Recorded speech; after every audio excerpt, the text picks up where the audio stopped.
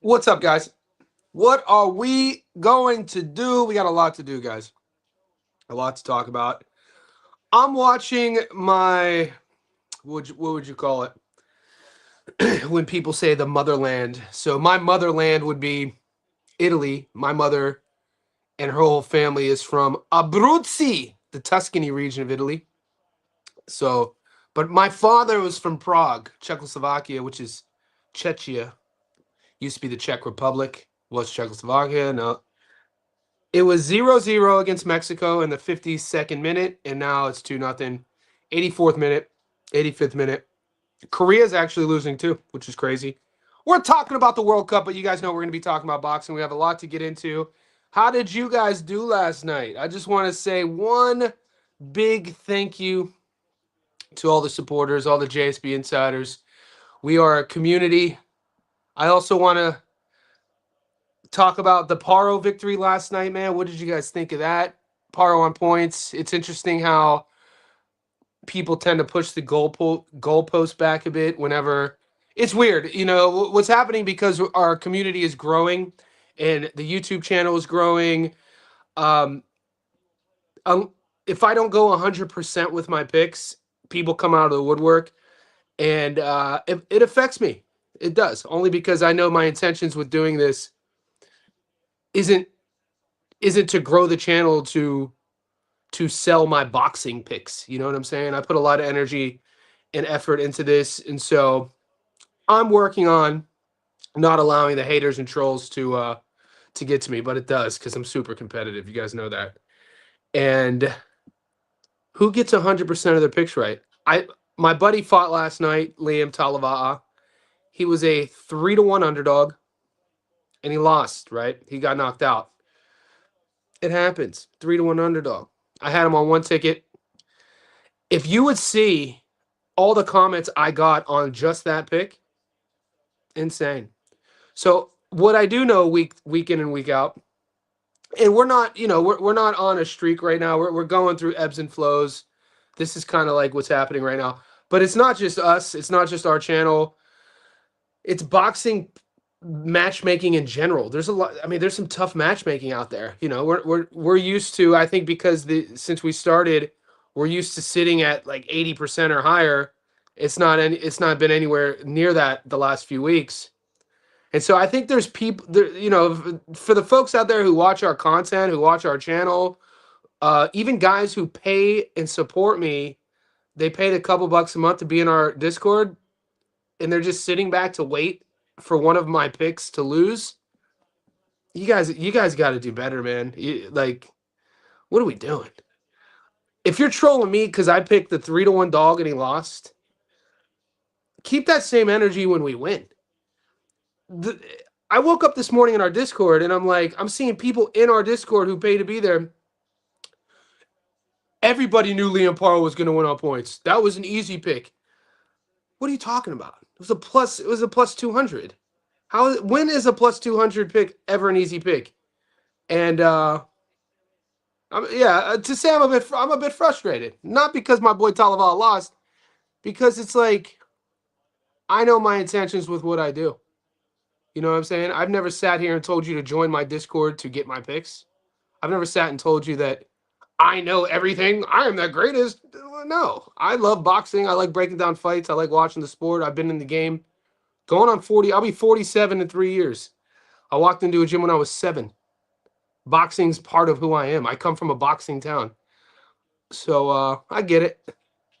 I open myself up for it by creating the content. But seeing fools talking shit, man, it works both ways. I'm a bit salty about it.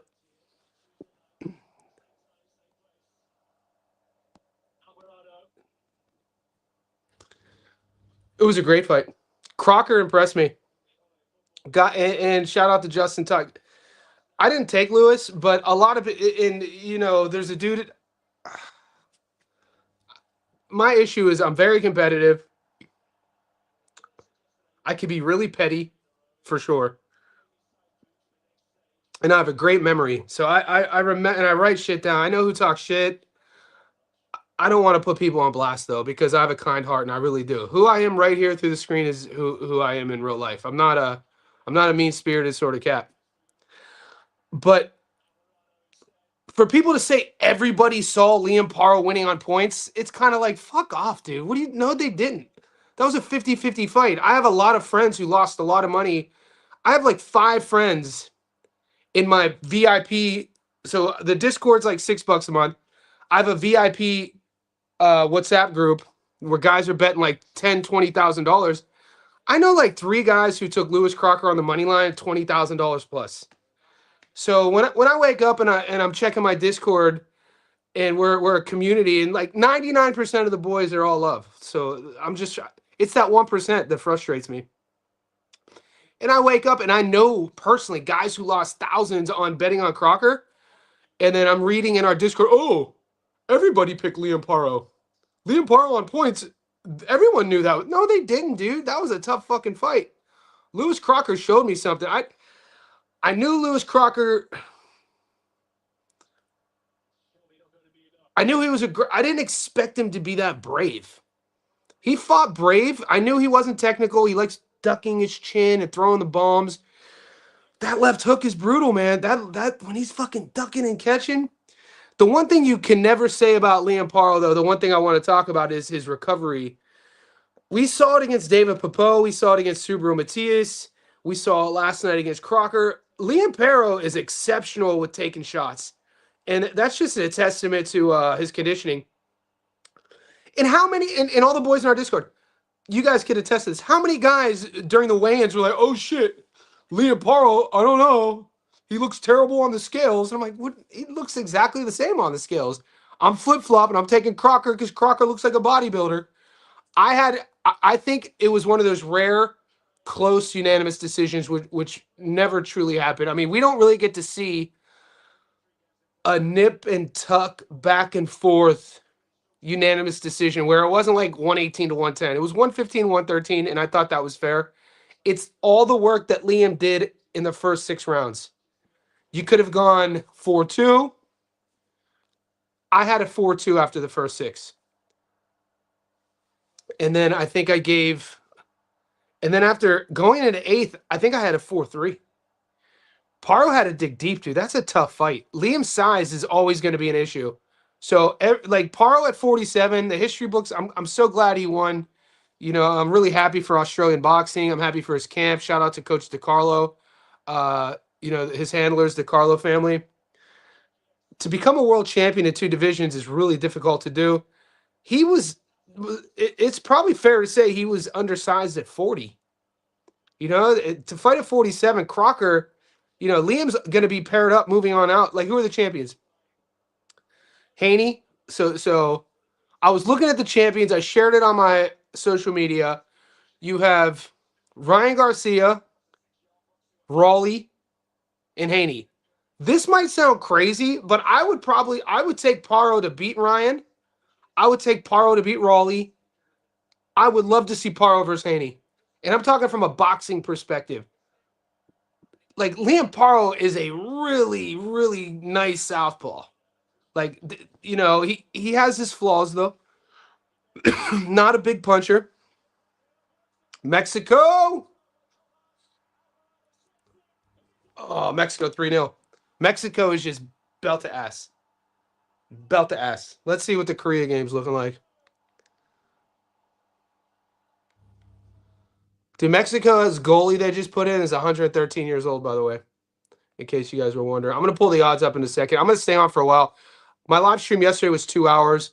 I'm going to stay on for a little bit, for a long time. I like talking. I wanted to see what these World Cup games were looking like. Guys, I just uploaded Boots and Xander. Check that out.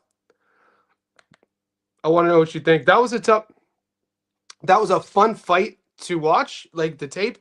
I mean, you guys know, just like me, we've watched Boots' career. We've watched Xander's career. By this time, you don't have to watch film. You've seen all their fights. You know how they fight. It was a fun fight to break down, though, because, and this is going to sound crazy, and I talked about this in my prediction. And yes, I'm taking Ennis. Yes, I'm taking Ennis on points. But when I'm looking at flaws, and I brought this up in my take, It's still 1-0. Holy shit. South Africa is going to beat Korea. Korea was supposed to be a powerhouse, mate.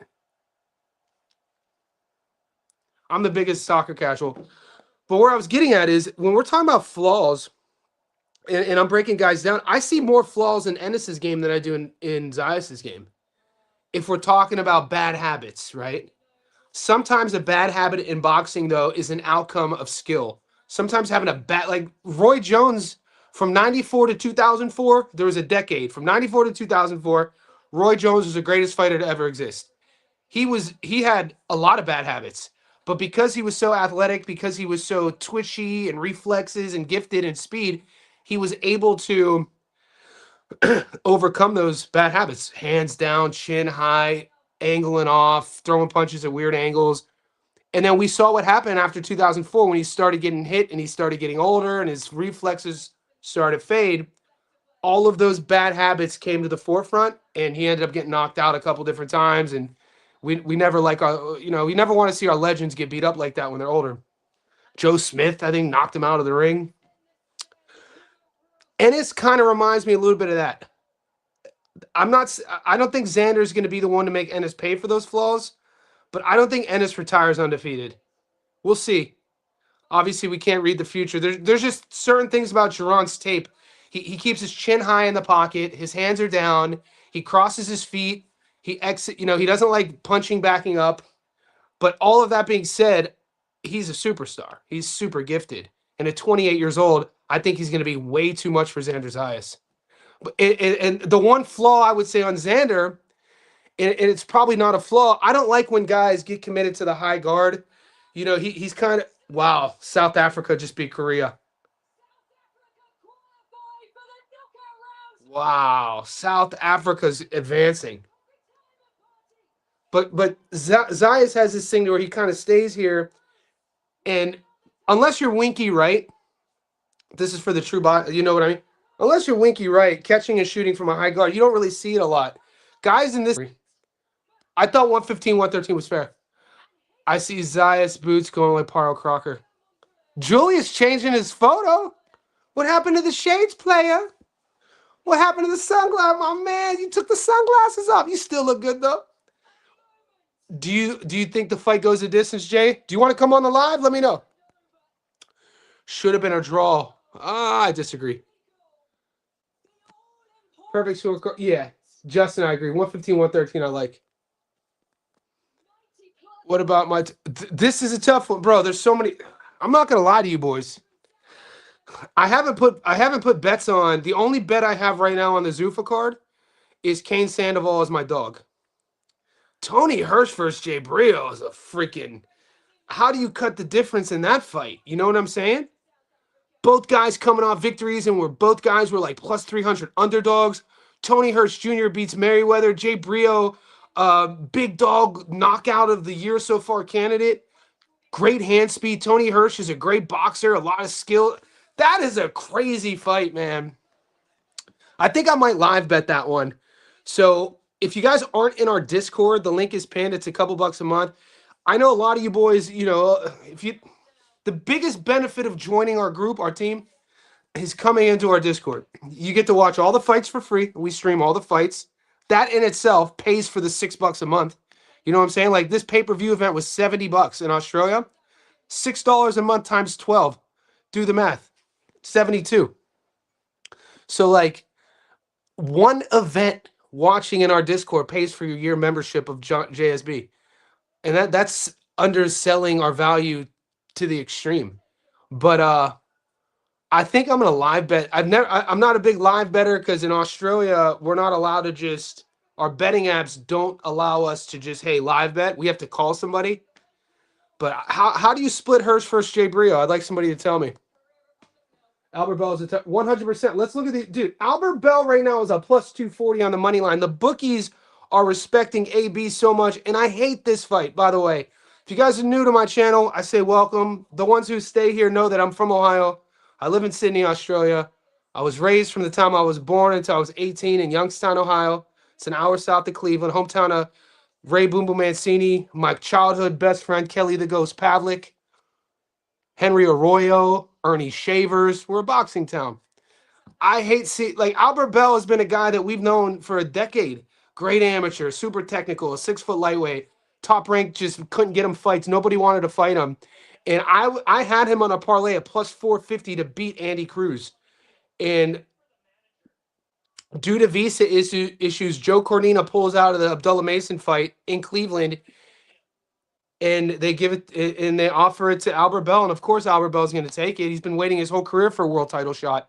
So he gets to go from a title eliminator against Cruz, in which he was a bigger underdog, which is insane. Albert Bell was a bigger underdog against Andy Cruz than he's going to be against Abdullah Mason. I was just looking at the odds. I'm not happy about that fight. I don't like the Ohio Civil War angle. You know what I'm saying? Like, it's a tough fight for Abdullah. Why do you say Dullah? It's Dula. Abdullah, mate. Why do you say Dullah? It's Dula. Why we negative show? Why we be negative? Bro, Hector Rivera. There's people out there who literally... Mate, I am a hopeless romantic. I'm an optimist. What I truly think it is I think it rubs people the wrong way how positive we are on my channel. That's what it comes down to. But it's like, folks are out there in the shadows waiting. Oh, shit, he took a plus 380. He took a plus 380 underdog, a guy who's... He bet on him. Oh, no, wait till he loses. I'm going to jump in his comments and tell me fucking son. It's like, bro, dude, you got it all twisted, man. Cato. I got Kane. The Floyd Diaz fight versus Salta Benez is a good fight. Brady, these are all tough fights. I do have Sugarcane. I'm doing the tape on Floyd Diaz and Salta Benez. Brady Ochoa, I like. The Tony Hirsch fight, man, that is a good fight. And, you know, we have been kind of like ebb and flowing. So I don't know where to sit. I'll let you guys tell me. Like, I usually give 8 to 10 picks. And I was getting, I got in the habit of hitting 8 out of 10 for months in a row. And I'm kind of going through a bit of the lull. So it's like, do I tail back and just kind of take it easy a bit? So I have about 4. We hit 1 out of 2 last night. Paro on points, then we lost our underdog, which is fine. And then I have a UFC dog. I took Charles Johnson at plus 250. That's live. And then my boxing dog is Kane Sandoval at plus 180 against Brandon Lee. That's live. So that's 2. And then I got Jaron Ennis on points. That's 3. That's live. And then I did a triple. A fight no one's talking about. Guys, if you're not watching my Stats Don't Lie videos this week so far, I did the Liam Talava'a versus Dempsey McKean fight. Obviously, Dempsey won. I picked Liam. I did the Paro versus Lewis Crocker fight. Paro won. I picked Paro. I just uploaded Ennis versus Zayas. That's on the channel. So watch. These videos take me like 4 hours to do. They're only about 10 to 15 minutes. I put a lot of energy into them. It's kind of why I started my channel. I filmed 2 documentaries in my life. I did a documentary on an ancient martial art in 2020 that was in all of the international film festivals. And I did a documentary about the Manly Ferry during the pandemic here that was in the Australian film festivals. So I really enjoy filming and editing and writing. And I'm a writer. So those Stats Don't Lie videos, I put a lot of time into it. If you support my channel, I'd ask you to just watch those too. I'll be uploading Yuri Cedeno versus Jahai Tucker. That fight is flying under the radar. That's a coin flip. Our Discord is torn on that fight. And the odds either way are great. If you like Yuri's a slight dog right now, but the odds are getting close. Damn, I'm going to try to get to the Tony Hirsch fight versus Benito. Both guys follow me on Instagram. I lost money on both guys last fight. I took Merriweather as a freaking 8-1 favorite against Tony Hirsch Jr. wasn't even on my radar. And during the fight, we're like, who is this kid, dude? This dude is beating the brakes off of Merriweather. And then Benito was in a fight at plus 400, and I picked against him. So the Zuffa fights for me since January really haven't been going my way. I don't know. I might do scare money don't make money. You guys know me. I'll do more parlays. But There's some tough matchmaking. I don't know if the matchmaking is so tough or the odds are so close because the last 12 months we've been winning so much. I don't know, and I'm not a conspiracy theorist, but it seems as of late, man, the matchmaking's been crazy. Yeah, should have been a draw as well. Not sure what you've seen in Liam, bro. Smash the top. What do you mean, not sure? I'm telling you what I saw in Liam. He's a buddy of mine. He's a powerful southpaw. And what are you talking about, dude? That fight could have ended either way. You're telling me Liam didn't. For all of you Dempsey McKean bettors, I guarantee you were stressed out. Every single exchange that fight could have ended. So whatever, Giselle. I don't know what you saw in Liam Tavoy. Bro, big, powerful, athletic southpaw, younger. Did you watch? You didn't watch the fights? Obviously, this dude didn't watch the fights. Because every single exchange, whether you were on Talava or Dempsey McKean up until it got stopped, no matter what side you were on, you were stressed out. Because that shit could have ended every exchange. That's why I took Liam. He was plus money. Do you guys not... Do you understand the strategy of betting? I'm not going to bet. This isn't a channel where I'm going to bet a guy who's getting me 30% return on the money line. It's just not how I make my money. I make my money by plus money bets. And sometimes it doesn't go my way. But to say, and this dude's a supporter. He's a JSP. Not sure what you've seen is super disrespectful. If you're not sure what I saw, watch my breakdown. I did a 15-minute breakdown on Dempsey McKean versus Talava. Not sure what you've seen is saying, oh, I knew that this was going to happen. Then why don't you start a channel, mate? You guys got me frustrated, but I never get frustrated either. Jesus. No, Johnny, let him hate. Don't let him get... They're under my skin today, man. I put a lot of energy into this. You got a comment section where any person thought any BS on their mind can be voiced negative. Yeah, the negativity does stand out. It's all good, man. You can't make them all love you. Rich Rivera, are people sleeping on Rivera, boys? He's fighting Ben Whitaker. He looks good on the scales, GK. We can pull that up. I'll pull the odds up in a second after I get done bitching and complaining. I get to bitch now. You guys are the ones who always get to complain. I never complain and bitch. I'm bitching today because I go to bed last night. We're up. We hit a plus money bet, and I wake up with everybody knew Parra was gonna win on points. That shit was easy. I don't know why this white boy picked Liam. Talava, bitch. Y'all cats are sus. Crocker won 6 rounds, definitely last 3. Going into the 7th, I had it 4-2. 4-3. No, he didn't. Paul's gas tank is the best. It did look like Paro was... Dude, Paro, after the 5th round, I was getting worried. That 5th round was a big round for Crocker, and he kind of... He didn't build from it. If you rewatch that fight, that 5th round, man, I was worried. Because it was cruising. Maybe it was the 6th. Maybe it was the 6th round. No, I think it was the 5th round. He started showing signs in the last 30 seconds. I still gave Liam the 5th. So I still had a 4-1. But it was the last minute of the 5th. You started seeing Crocker's pressure get to Liam a bit. And that was the round where he lands back-to-back straight right hands. And it was the first time where you saw Paro's head go like that 2 times in a row. I'm like, oh, shit. Oh, shit. And I still scored it for him. But I was expecting Crocker. And lately, our luck has been, you know, we'll win one, we'll lose one. So lately, I'm like, oh, shit, this is going to happen again. I was like, Paro's going to fade. I was like, Crocker's going to push it on. But then Crocker was never able to build from it. He kind of stayed there the next round, I think the 6th. And Liam outworked. What it came down to was Paro outworking him. Liam won that fight because he dug deep and he outworked Crocker. No, Ryan, you think Ryan and Raleigh would stop Paro? I don't think so. You think they would stop him? From a technical standpoint, Ryan and Raleigh are extremely flawed. Like, you think they would... I don't think so, bro. I like both guys. Ryan and Raleigh aren't stopping Liam Paro.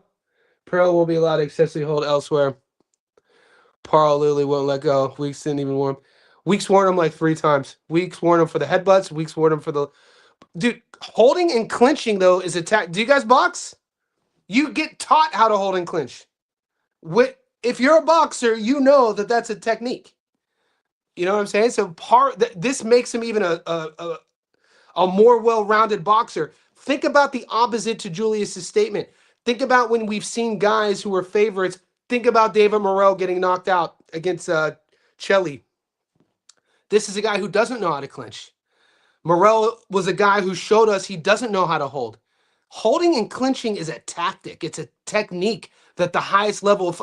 Look at Bud versus early days when Bud got rocked. He was fighting Mean Machine. Same sort of thing. Bud didn't go straight arm. We've seen before guys who are favorites, who are front runners, A-sides who get clipped, and they go straight arm and they get knocked out. Savages, studs, technicians, high-level world-class fighters know if you get stuck, you grab and clinch. That's called a technique. Just like a jab is a technique. Clinching is a technique. I was impressed with it. I was like, thank God Parl knows how to clinch. I was like, thank God we got a world-class boxer on our hands. Our bet will be safe. Parl loses Ryan Devin. I didn't say Devin.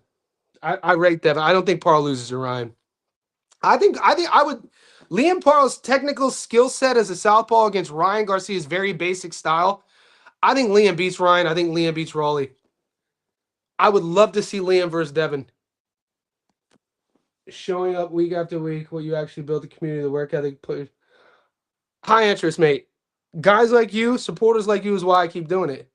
I don't do it to pat myself on the back. I do it to spread the word of our sport, to grow our community. So when I see guys within our community who are sitting in the shadows waiting for us to lose, it's like, fuck off, man. Like, you obviously have me read wrong. That's not why I do this. Will ref allow Zayas to clinch? Who's ref? Guys, do we get public info on the refs beforehand? Because it seemed like, myself included last night, weren't we all sort of kind of shocked that we saw Tony Weeks?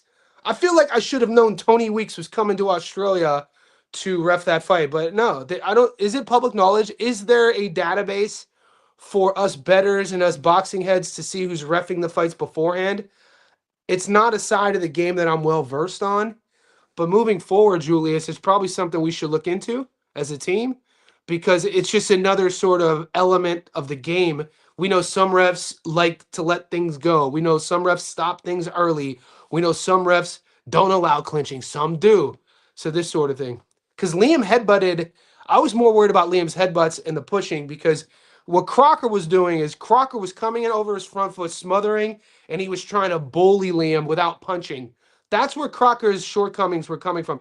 He was trying to bully the space of the engagement without punching, especially early on the first 6 rounds. And Liam's like pushing him off of him. And then that push had turned into kind of a headbutt. I thought Liam was going to get a point deducted for the headbutting. And I did see Tony Weeks warn him a couple different times. He warned him about clinching at least once the last 3 rounds. How do you feel Ivich versus Dempsey? I think McKean handles Ivich. McKean is one of these guys, and we have him in whatever country you live in, America, Australia, Britain, wherever you are in the world. There's going to be fighters in a certain division who just cleans up domestically, and then when you take them internationally, they fall short. This is Dempsey McKean. I think I'd like to see McKean versus Terramona. I think that'd be a good test for Terramona. And then if Terramona gets past McKean, I would take him, I'd go all hands on deck. I really rate Terramona. Hopkins got out of the ring, don't remind me. Lost that day. Yeah. Hopkins, B-Hop. Jake, we're OGs to the game. OH. Popeye lost a split decision against Badu Jack. There was an accidental 4-minute round in the fight. So GK, are you leaning on Popeye here? Is anybody taking Popeye? I'll pull up the odds in a second. The chat's been popping off. Guys, 30 minutes in, 76 of you in here. Could you like the video? A little thumbs up for your boy, dude. I put a lot of energy into this. I don't ask for nothing. I don't ask for nothing. The crazy thing about me is in the Discord, I just ask for you guys to do film study. You know what I mean? And I'm like, put in some effort. Dude, watch some tape. I want to learn something. Nobody knows everything. You guys see something I don't see, and this is why we work together well. I feel like Charles, I feel like with CJ, he's a hit or miss, a bit inconsistent. He's another friend of mine. It's kind of the downfall. I won a lot of money when he beat Josh Van. Charles is I've known Charles for over a decade. You know, he's a St. Louis kid. So sometimes I've been in the game a long, long time, guys. I mean, I've been interviewing fighters in both in MMA and boxing for over 15 years. So I'm 44 since I was 29, and I boxed as a kid, and I grew up with so like sometimes, and I told you guys in the Talava'a breakdown, I was like, I know him. I was like, this is kind of like a bet that I want him to win for his family. With Charles too, man, I remember, I've known him since he was on the regional days, the RFA and then the LFA. He'd win fights. This is how Charles fights. He'll win one and lose one, win one, lose one. He wins fights he shouldn't win, and he loses fights he shouldn't lose. He loses a lot of close split decisions. He kind of got dominated against Bruno, but he came back and won another big fight. And he has I'm always gonna bet on a guy. And those who said Talava'a was a bad pick, fuck off. This kid fought for your money. I guarantee the Dempsey McKean bettors every goddamn exchange you guys were sweating. And that's it. Even though it ended in the fourth, Liam was throwing. That's what I mean. He will fight for your bet. And he did. I have no problem losing a bet on a guy that I know is going to go out on a sword. This is betting, dude. What do you guys want? Freaking hell. Charles Johnson, same way. He's gonna fight for your money. I really like him on this fight. I like when he travels. Historically, him going internationally, this fight's in Azerbaijan. He's going against a 5'4" kid, and not in his opponents lost a handful of times. I think Charles is going to use his range, his distance, his jab. Charles could wrestle too and grapple. This kid doesn't have the power that Bruno had, so I really like Charles in this fight. Drop the link. I can talk about some plays. All right, I'm gonna do it right now. I'll do it in the chat, Julius. I'll give you the mic too, because I do have to go to the bathroom. Invite guests. Copy. All right, Jay. Jay, that's for you. Oh, my boy Terry Lance is in the house. What's up, Terry? Terry's a former pro fighter. I always get excited when he pops in and out because I used to watch him fight. I think you cut your teeth at 126. Man, I'm torn between boots via decision. I know, me too, brother. The money line isn't worth it. I agree. What I know you were in Bud's camp. Do you think a lot of because Boots is one of these guys, and I talked about this in my breakdown, that I feel that when people hate on him, it's not necessarily anything he does in the ring. It's this sort of thing that happens in boxing whenever one career ends and you have to pass the torch over. And it's like a lot of, because Jaron is the guy that even when Bud was going on his run over the last 5 years, people were always saying Jaron's name right behind Bud. And I think it's Jaron's time to carry the torch for American boxing. But it's still so fresh in our minds about the domination of Terence. And Terence just tweeted yesterday, I don't know if you probably saw it, he kind of hinted a comeback. So it's kind of, could we see a mega super fight? Because we've heard it for years. Crawford versus Boots was a fight to make, and I never appeased it because I was like, Boots isn't ready for Terence. Boots ain't ready for Bud. But if Boots, I picked Boots to beat Xander on points, and a lot of that has to do with my respect for Xander. Big, young, vibrant, 23-year-old, doesn't know how to lose. Does Boots really have one-punch knockout power? I'm not saying he doesn't. Have we seen Xander cut? He doesn't seem to sort of like, some guys get hit and they swell up instantly. I don't know. I'd like to think it'll be a nip and tuck for the first 6. I'm really interested in the chess match of who backs up first. Will Xander come out and fight on his front foot? Both guys are boxer punchers. Jaron doesn't like boxing backing up. I'm not saying he can't do it, but you don't really see him boxing off the back foot. It's a really intriguing fight. Ooh, RJ Raw dropping fire. I I think Liam versus B Norm would kind of look like I wouldn't mind B Norm versus Crocker or B Norm. I'm a big B Norm fan. Sorry. I still take shit. You guys still give me shit for taking B Norm against I got honey dicked. I got honey dicked, dude. We hit the plus 400 when B Norm knocked out Jin Sasaki. I drank the Kool-Aid and I picked Brian to beat Devin. And Devin hurt him early. Brian fought his way back into that fight. Look at the scorecards late. I would like to see Brian versus Stanionis. Nobody says Stanionis' name, man. Like, as I was doing the film study on Jaron, Sergey Lipnitz wasn't a champion when Boots beat him, but he was a champion. David Avanesyan, has a knockout win over the current champion at 154, Joshua Kelly. Chukachin's a tough night at the office for anybody. Boots was the first guy to beat Custio Clayton. People forget about that win. And then Stanionis, dude. Stanionis at 47 is tough, man. I would still pick the Lithuanian. I'd like to see the Lithuanian versus Raleigh. I'd like to see him versus Donovan. I'm gonna bring Julius on real quick. What's up, What's man? up? What's up? What's up? Where'd the shades go, big fella? I know you was the shades, but you look good regardless. How'd you do last night? you know, the only play I missed was the Crocker money line. Um, It but yeah, happens, man. It's a dude. He was at plus money and he was the champ. Like, taking like every time. come on. This is what in earlier in the live. That's part of my frustration is like over time, what we're gonna do as a community is help explain that sort of bet to people. Like you have a world champion who's undefeated, who's plus money. How am I not taking this? You know what I'm saying? And so I took Paro obviously, but Crocker was I thought Crocker was better than I thought he was, man. He impressed me, even though he lost. Yeah, I took no distance. I got no distance on McKean and Talivar. That's a good one. That was like minus 115. I try to stay like my range is like minus 200 to minus to even, right? I see Yep.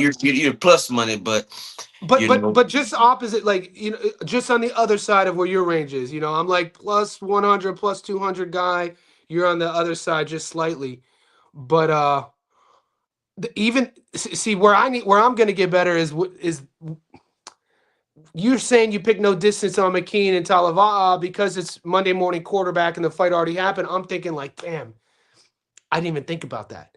You know what I'm saying? Like I was so big eyed with taking the plus money dog at heavyweight domestically.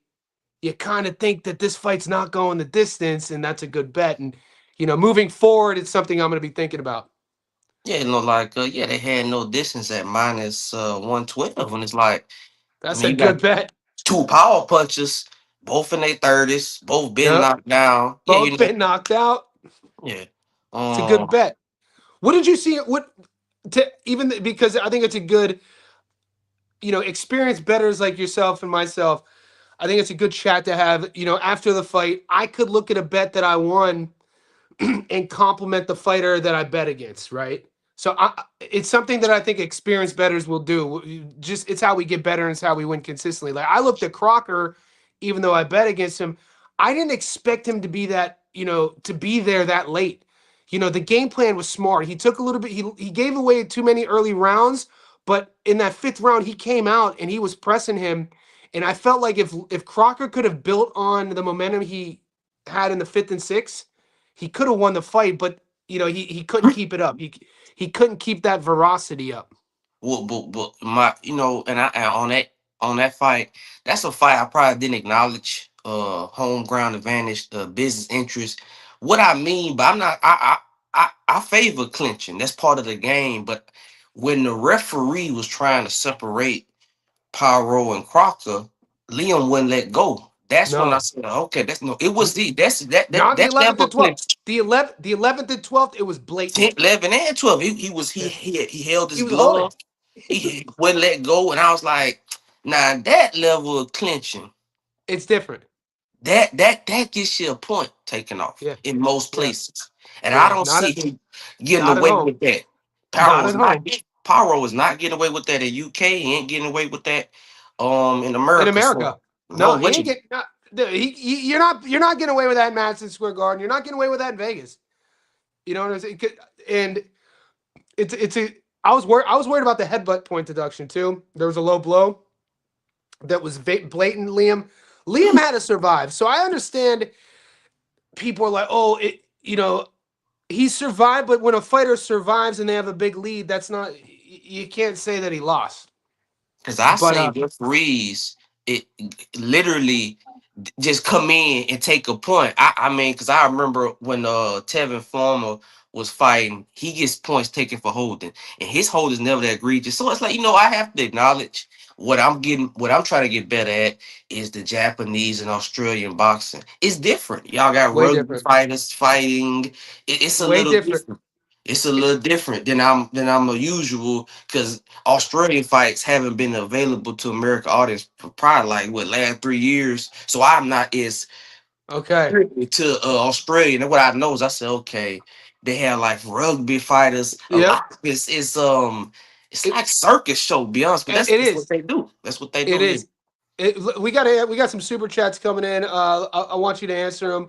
We got Javier Cito with two super chats. We're gonna hit his first one up, and both are great questions. He goes 2,800 on Vargas by stoppage and De Los Santos by stoppage, paying plus 1370. Let's cash. What do you think about that? Vargas is fighting Bryce Mills, and we know that De Los Santos is coming fighting a rematch against Ryo. How do you see that? I don't mind that bet. 2,800, boy. You got that good bankroll. Thanks for the tip. Now, I like the Vargas stoppage, but Raul, What's your take on the Ryo? Because I'm seeing the boys in the Discord are split right now. Some are saying this is a new version of him. He's re-energized. He learned from the last fight, and on the same vein, they're like De Los Santos is a bit older. Ring rust hasn't been in there. What's your take? well, it's like the Raul fight right now. That's a fight I'm gonna take distance, right? That's what so like this how I would do. Uh, Play like that a distance, we gonna go heavy on them. But cause I see but one thing that concerns me is a variable that I study. When a favorite has three losses, in boxing, unlike other sports, because there's no off season, being in grueling fights takes away from the fighter that he don't get back. Like the old saying, once you leave the ring, you leave some with you. And Raw has been in some tough fights, more Mm, so than Ella. De Los Santos had the best performance against Shakur. he did. No other fighter has had the level of success he has Yeah. had. Yeah, no So other I'm fighter like, ended the fight. No other fighter got through Shakur, and people are like, "Oh shit, I think less of Shakur." That's never happened. Like Shakur had to overcome like like almost a year after the Edwin De Los Santos of like getting Twitter rage baited, people saying he was running. And it's a good point. And De Los Santos didn't really get touched that fight. No one really did. De Los Santos has not outside of the Ryo drop. He hasn't had any, at 130. See, De Los Santos will lose to a pure boxer, but that's not Raw. And Ryo's green. Yep. I don't think Raw can move. Like I said, pyro performance, that's the gold standard of that style. Being able to run for 12 rounds. Josh Kelly versus Bachman. Being able to run for 12 rounds consistently throughout the fight. Every fighter can't do that. And Raw can't. And right now, man, I'm heavily leaning De Los Santos. But So let me ask you this. So Edwin knocks him out in the third round in their first fight, which was 4 years ago. What makes you think it goes the distance this time? well, whenever see, I kind of study variables. Just something a lot of people don't do. I have a degree in math, and I Hmm. have I make like I print out the sheet from You box got the charts. Yeah, bro, we and know, baby. You're a sharp, maybe. We know. You got the charts. You're organized. You keep track of patterns. So, the what makes pattern you is okay. what makes you flip-flop the pattern from because the pattern would say the boys fought before, Ryo got knocked out before, shouldn't he get knocked out again? What makes you think that he won't get knocked out again? Because whenever the underdog is young, Holy under shit. How old's under Edwin De Los Santos? 26, Isn't he's that freaking insane, dude? he's younger than Raw. He's younger than Ryan. People think somebody in our Discord said Edwin was old. I just checked it. I looked. I was like, he's 20. He's younger than Ryo. I don't see a gun blazing match like in their first fight because in their first fight, Raw. Remember in that first fight, man, it was just like a plus 600, plus 700. He came in as an unknown commodity. It's before the Shakur performance. It's Mm, before he was finna fight Keyshawn. He was a it's just a let's be real, just a Dominican guy. You know what I'm saying? Not a lot of people thought a lot of him. That's yeah. why Ryle went in so aggressive. Uh huh.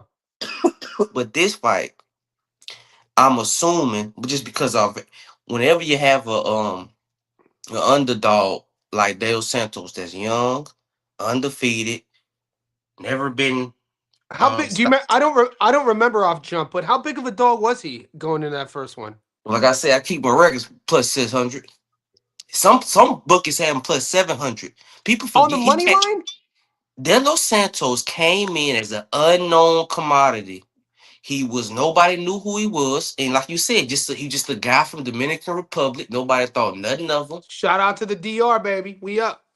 But like I said, similar to Sedeno, but what I'm saying is that I see these guys. I do get what you say, but what's what I do though? It's what I put a stock in. Yes, you are for Dominican Republic, but you was fighting in all the top amateur tournaments in South America, right? You have some layers to your game, right? It's not you're not gonna be easily stopped. You understand boxing to similar to Dominican who went the distance with Madrimov. Bro, you and me, if you remember, I have it on my channel. Me and you broke down 48 hours before Yuri Cedeno fought Atundi. We did just like this, and we broke down why Cedeno on points was the play. And we hit that bet. Me and you saw eye to eye on Cedeno Yuri beating Atundi, and we got him at like I think plus 118 to win on points, and he went the distance, hurt him to the body, really beat him up. So it's not like guys, if you know the 76 people in here, we're kind of turning the page now and talking about Cedeno versus Jahai Tucker, but we'll get there. I want to talk about this super chat. He talks. What do I think about Abdullah Mason's new opponent, Javier Cito? Dude, this is Albert Bell from Toledo, Ohio. I grew up in Youngstown, Ohio. Abdullah Mason's from Cleveland, Ohio. We've known about Albert Bell for over a decade. This is a 6 foot tall lightweight. The top rank is shelf. Nobody wants to fight him. Can't get him good fights. He was a plus 450 last week against Andy Cruz, and I went heavy on Albert Bell on the money line. And this shows you the respect they have for him because now he's only a plus 240 against Mason right now. Yeah, So I'm very concerned with Mason right now. Yeah, I don't like this fight at all, man. I wish it wasn't happening. I don't like the Ohio Civil War. you know, like, you wait your whole career to fight for a world title and then you go against a kid that you kind of mentored. Like, these guys have known each other. He's known Abdullah since he was like 12, 13 years old. I don't see him stopping Bell. Nah, that's the play I'm looking at. Nah, you said that he's a plus 200, so they might not have the no distance. Cause like that's the type of fight where I'm like, the distance alone would be plus money. Distance alone. If Yeah. the distance alone, I'm taking that. That's the off rip. Cause yeah, Bell is a guy who's like I said, he's trained. He's well schooled. He has survival. I'm looking for does the underdog have survival tactics? Yes, sir. Bell Well, never been dropped or nothing. Albert Bell's never been beaten. He's 6 feet. Dude, Albert Bell's going into this fight thinking he's going to beat Mason. And Just to my let big, everybody know, Albert Bell's a dog, man. He's long. He fights from the outside. He has a great jab, good feet, good ring IQ, good fight at range, has good uppercuts. Mason, he's still kind of green, even though he's a world champion. I'm concerned with Mason making 135, man. Because I'm saying if you look at his last couple weigh-ins, he's had to 260. he can't make the weight unless he take his underwear off, right? I'm saying it's to that point, right? Like he's really, I see a dude really struggling to make 135, and I thought this last fight was gonna be his last fight at 135 because you notice he was not as explosive. I'm very concerned. These are things a lot of people now. I want be honest with you, if he has to take his underwear off again, do like when they had like a big Yeah. rat, if he got to do that at the weigh-in this time, I'm taking bail. That's my biggest concern for this fight because I feel like A rough weight cut, and then and guys, what Julius is saying, when you cut a lot of weight, you're losing a lot of fluid around your brain, and we've seen Abdullah hit the canvas before. It's not like, you know what I'm saying? Like you have a rough weight cut, you're not as durable, and you're more prone to getting those flash knockdowns.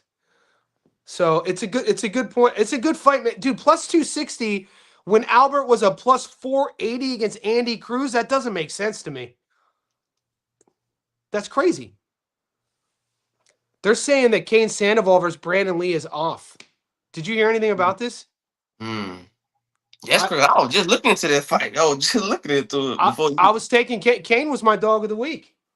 That's another fight. I was just to the distance. Still saying like there's a I still got it up. uh So but they're saying draft. You're in America. Do you got DraftKings in America? yeah.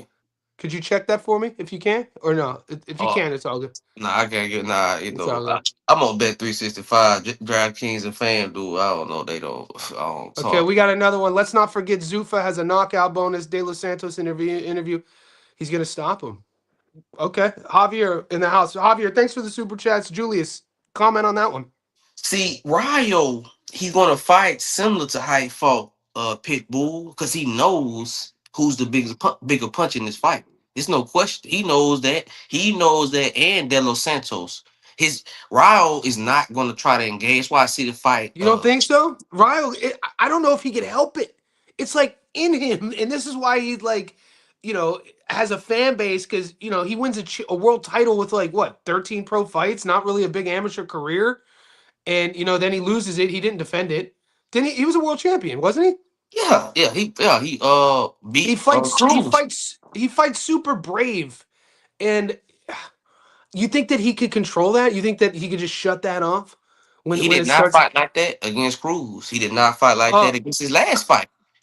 And also another thing about Raw that I'm concerned, you went up to 140. Now you coming back down to 135. it's a good point. These are No one's mentioning things. that. It's a These are good point. things. No, man. It's a good point. I didn't even because we had the Australian card last night. I've spent the last 3 days putting all my energy into that. I haven't got to the Rio versus De Los Santos Tabia. I didn't know that. That's a good looking out. It's at 135. Yeah. Raw won his championship at 140 because he lost to He Russell. beat he beat Pitbull. He beat And Gary Pitbull. Antoine Russell beat the brakes off. It's so crazy. Gary Antoine Russell's domination in that fight has me thinking that Gary stopped him, but he didn't. He just beat him from pillar to post. That's another fight. If you look at that fight, it's a variable that I point out to the chat. You had whenever they have an underdog in their 20s who is undefeated, man, if that distance is anywhere in that minus 100, I'm dropping heavy on it.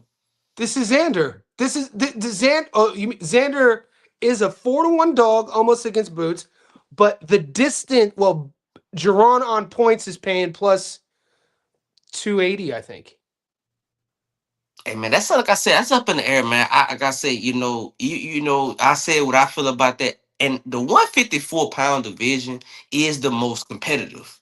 This There's is a why lot I'm of most guys in that. There's a lot of guys in that joint that aren't active right now. Like Brandon, people don't do Brandon Adams, even though he's 82 years old. I would put Brandon Adams in there with anyone. you rarely have a champion at 154 who keeps the belt and stays a long time. Really, Fundora, outside of Fundora, that the belt's been flipping flopping from that's why I'm, Yep. I'm concerned. I'm like, man, because I said if Boost would have had another fight at 154, I could gauge a little better. But it's like you're fighting the guy. You have to say this. Zayas has the best gas tank of any of Boost's components. Out of all Boost's 30 opponents, Zayas hands down will have the greatest gas Well, tank. I don't know. Ava was known for having a motor, man. The European titles he was winning. Right, Ava Nisha was Ebenezer, known for. he was He in was his known for mid having a 30s. motor. He was his Yeah, mid yeah, you're 30s. right. He was in his mid 30s. He was. So so you like Xander here? Man, Xander on points, man. That's it. Oh shit, Like that's plus I six told hundred. you, I think. like I I think said, it. Muratov, Andy Cruz, he is prematurely being You think anointed, that's what this is? man. Prematurely anointed Andy to Cruz had win. 6 fights. Boots has 35 fights. He no, this is a bigger. This is a wave. You right? It's similar, but you remember now, Andy Cruz all at the Olympics, they were saying I he was drank the going. Kool Aid. I drank the Kool Aid. I'm not even I gonna trip. remember that. I keep up, man. I keep up with Yeah, I know you do. boxing database up in here, but Yeah, and I bro. feel like I don't ever shy away from my L's, boy. I'd write everything down. I drank the Andy Cruz Kool Aid, and Morataya impressed me, man. I want to get to Terry's comment. He says, "Fun fact: I trained Venezuelan Olympian Eldrick Saya, drew Yuri Cedeno first round of the Olympics in 2021. Wasn't pretty. Cedeno been on my radar since."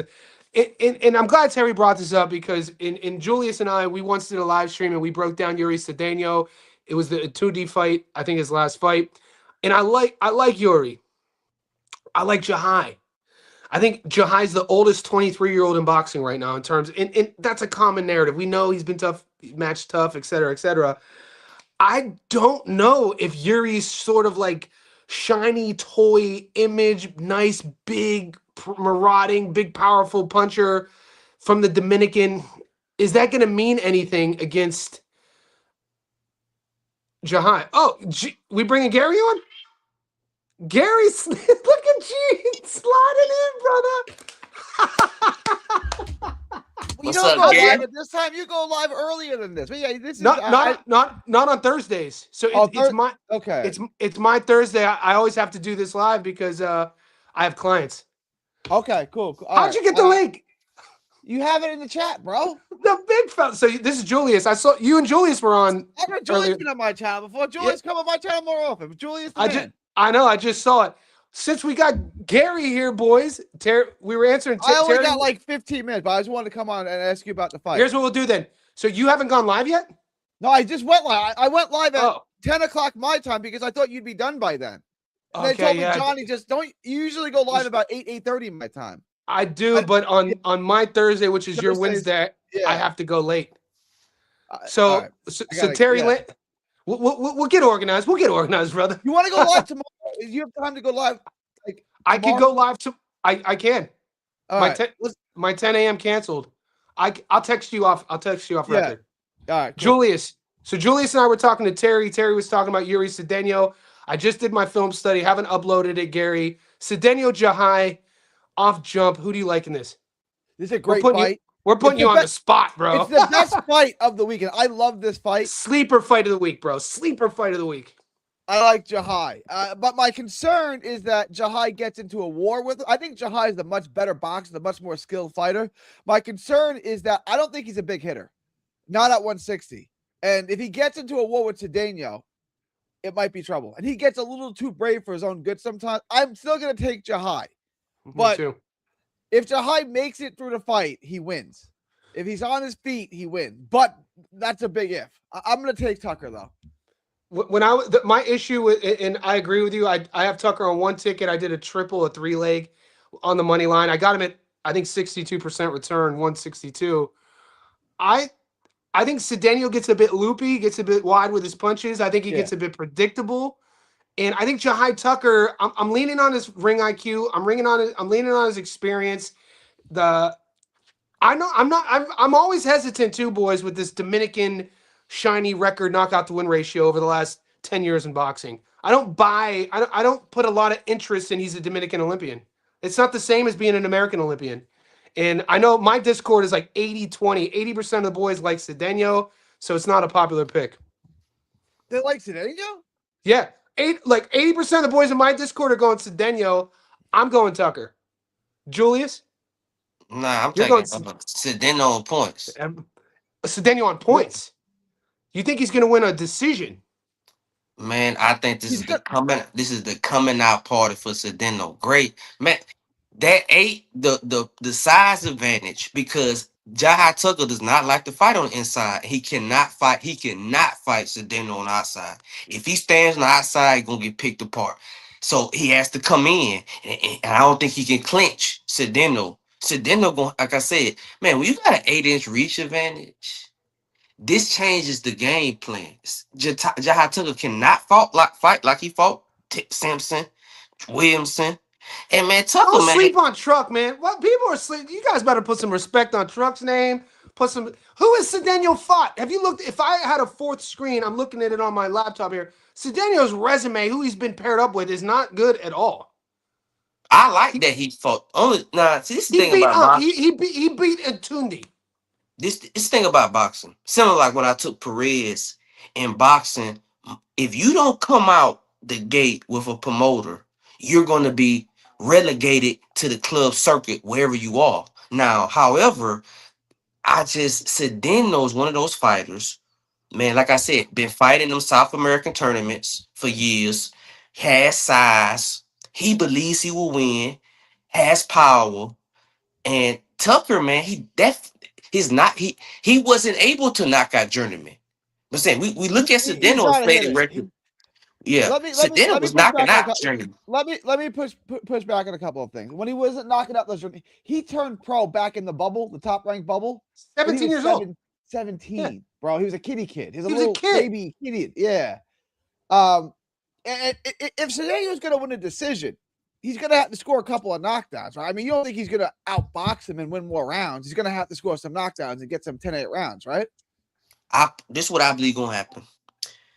Throughout the fight, Cedeno is going to be on the front foot, and High Tucker's going to be on the back foot.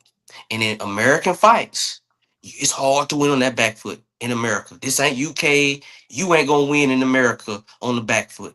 And I think that Jaha Tucker gonna realize in the fight that, man, I can't beat this guy, but he ain't gonna stop me. And he Wow. gonna survive. Listen, Wow. I don't see. Tucker is gonna get hit harder than he's ever been hit before tomorrow Saturday. And I want to see what he does. He gonna come on the front foot? I don't see it. Let's see. Well, we got a super chat coming through. Javier Cito taking care of the squad. G, opinion on De Los Santos. Knockout Emiliano. This is something, Gary, before you jumped on, we got the rematch with De Los Santos versus Rayo. We know that De Los Santos, stopped him the first time 3 years ago in the third. Yeah. And then Vargas is fighting Bryce Mills. Are people overlooking Bryce Mills here? I like Bryce Mills. He's not bad at all. Upper New York kid, right? He's a New Yorker kid, right? Upstate New York. Yeah. A lot of times you get a white boy from the middle of nowhere with a padded record. His kid's not bad. He's got nothing for Vargas. Okay. He might go the distance. Like everyone is falling in love with Vargas by his knockout. The knockout. This kid tough as hell. Like it's gonna come down to a couple of things. How much of a beating does he want to take, and how much does the ref let go on? Right? Because he's gonna lose every round for the most part, but he's gonna be competitive enough where it's like, all right, let's not stop it, unless they decide to stop it. Right? Like, does his corner stop it? I don't think so. Does the ref stop it? That's what we're looking at. I don't see Vargas putting him out cold.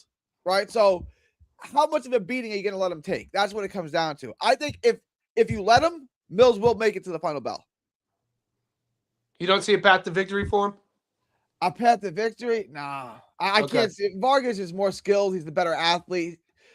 He's much faster. I don't think Mills is bad at all, but Vargas is a much better prospect. And then the De Los Santos versus Rayo rematch. I would lay off the methodology. I would just take De Los Santos on the money line. Yeah, Julius had to remind me that De Los Santos is just turned 26 years old. That's insane. Because when you think about, like, he fought Rayo the first time. So you're telling me he was 22 years old when he fought Rayo the first time and 23 when he fought Shakur. Yeah. That's crazy. Yeah. And so we're not worried about his ring rust. We're not worried about the inactivity. How long has he been out of the ring? I think he hasn't fought since he had one fight since Shakur, and I gotta buy it. Hey, he fought Elliot Chavez in 2025. He fights Shakur in 2023 in November.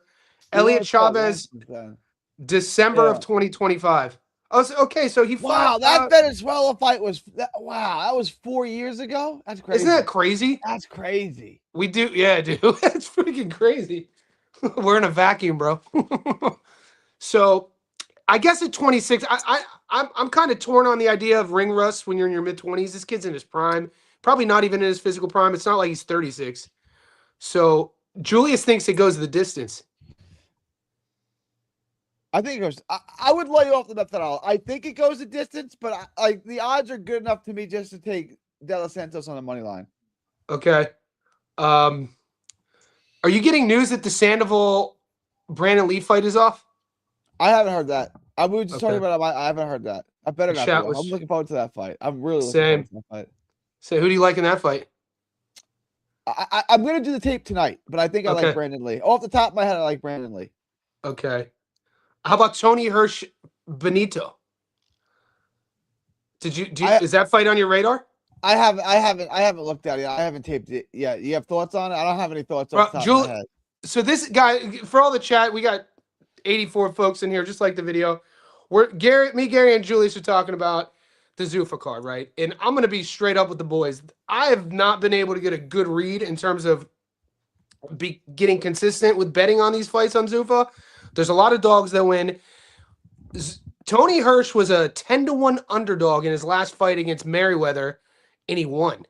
And Benito was a 5-1 dog in his last fight on the same card. Was that the same card? Yeah, it was the same card. Same right? card. Yeah. And he knocked his opponent out in the second or third. Now these two guys are fighting. It's like, bro, man. And it's like on paper, each guy is 50-50, whichever way you split it. The tape isn't going to... I watched the tape on both guys. They're at a stage in their career in terms of not stepping up. And this is why I'm struggling with Zuffa is like, you only get so much from watching them on tape against low-level opponents. You know what I mean? Yeah. So I've been kind of hesitant with the Zuffa betting in terms of how heavy I've been going.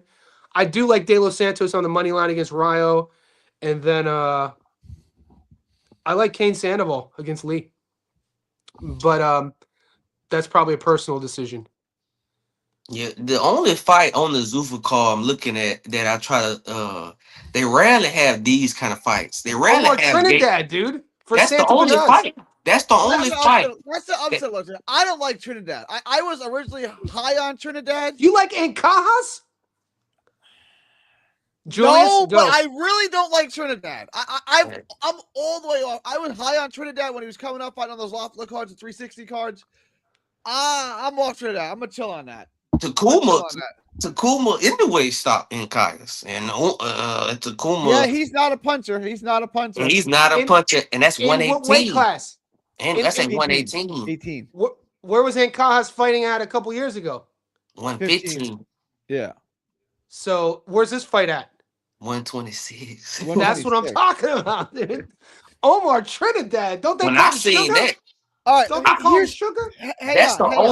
That's the only fight that's like we sacrificing this veteran to build up this guy. Every other fight on the Zuffa card is a crossroads 50-50. And K-Haas is a world-class fighter. We can say, I always thought Top Rank overrated him. I always thought people like Gary, when he was at his best, where was he fighting at? When you 15, remember him as a 15. That's what I'm okay. Hear me out. This is a big jump up. 11 pounds in a small weight class is a lot. But he's a world-class fighter. We all know he's at the highest level. Are we certain that Omar Trinidad is? Because I'm not. People think he is. They think I was, and then the last couple of fights, I'm like, nah, I'm not chilling Omar Trinidad. What do you think, Julius? Nah, I think this is an example, man. A lot of fighters similar to Encajas they never gonna retire. The only way they gonna retire is somebody gonna have to put them out their Casemiro, never. Benito, yeah, these boys. Palace, those Filipino fighters, Donaire still fighting at 43. So it's like I feel like Cajas is just selling his name and likeness. You know what I'm saying? He's like, well, he's a 2-division champ. He's champ at 112 too.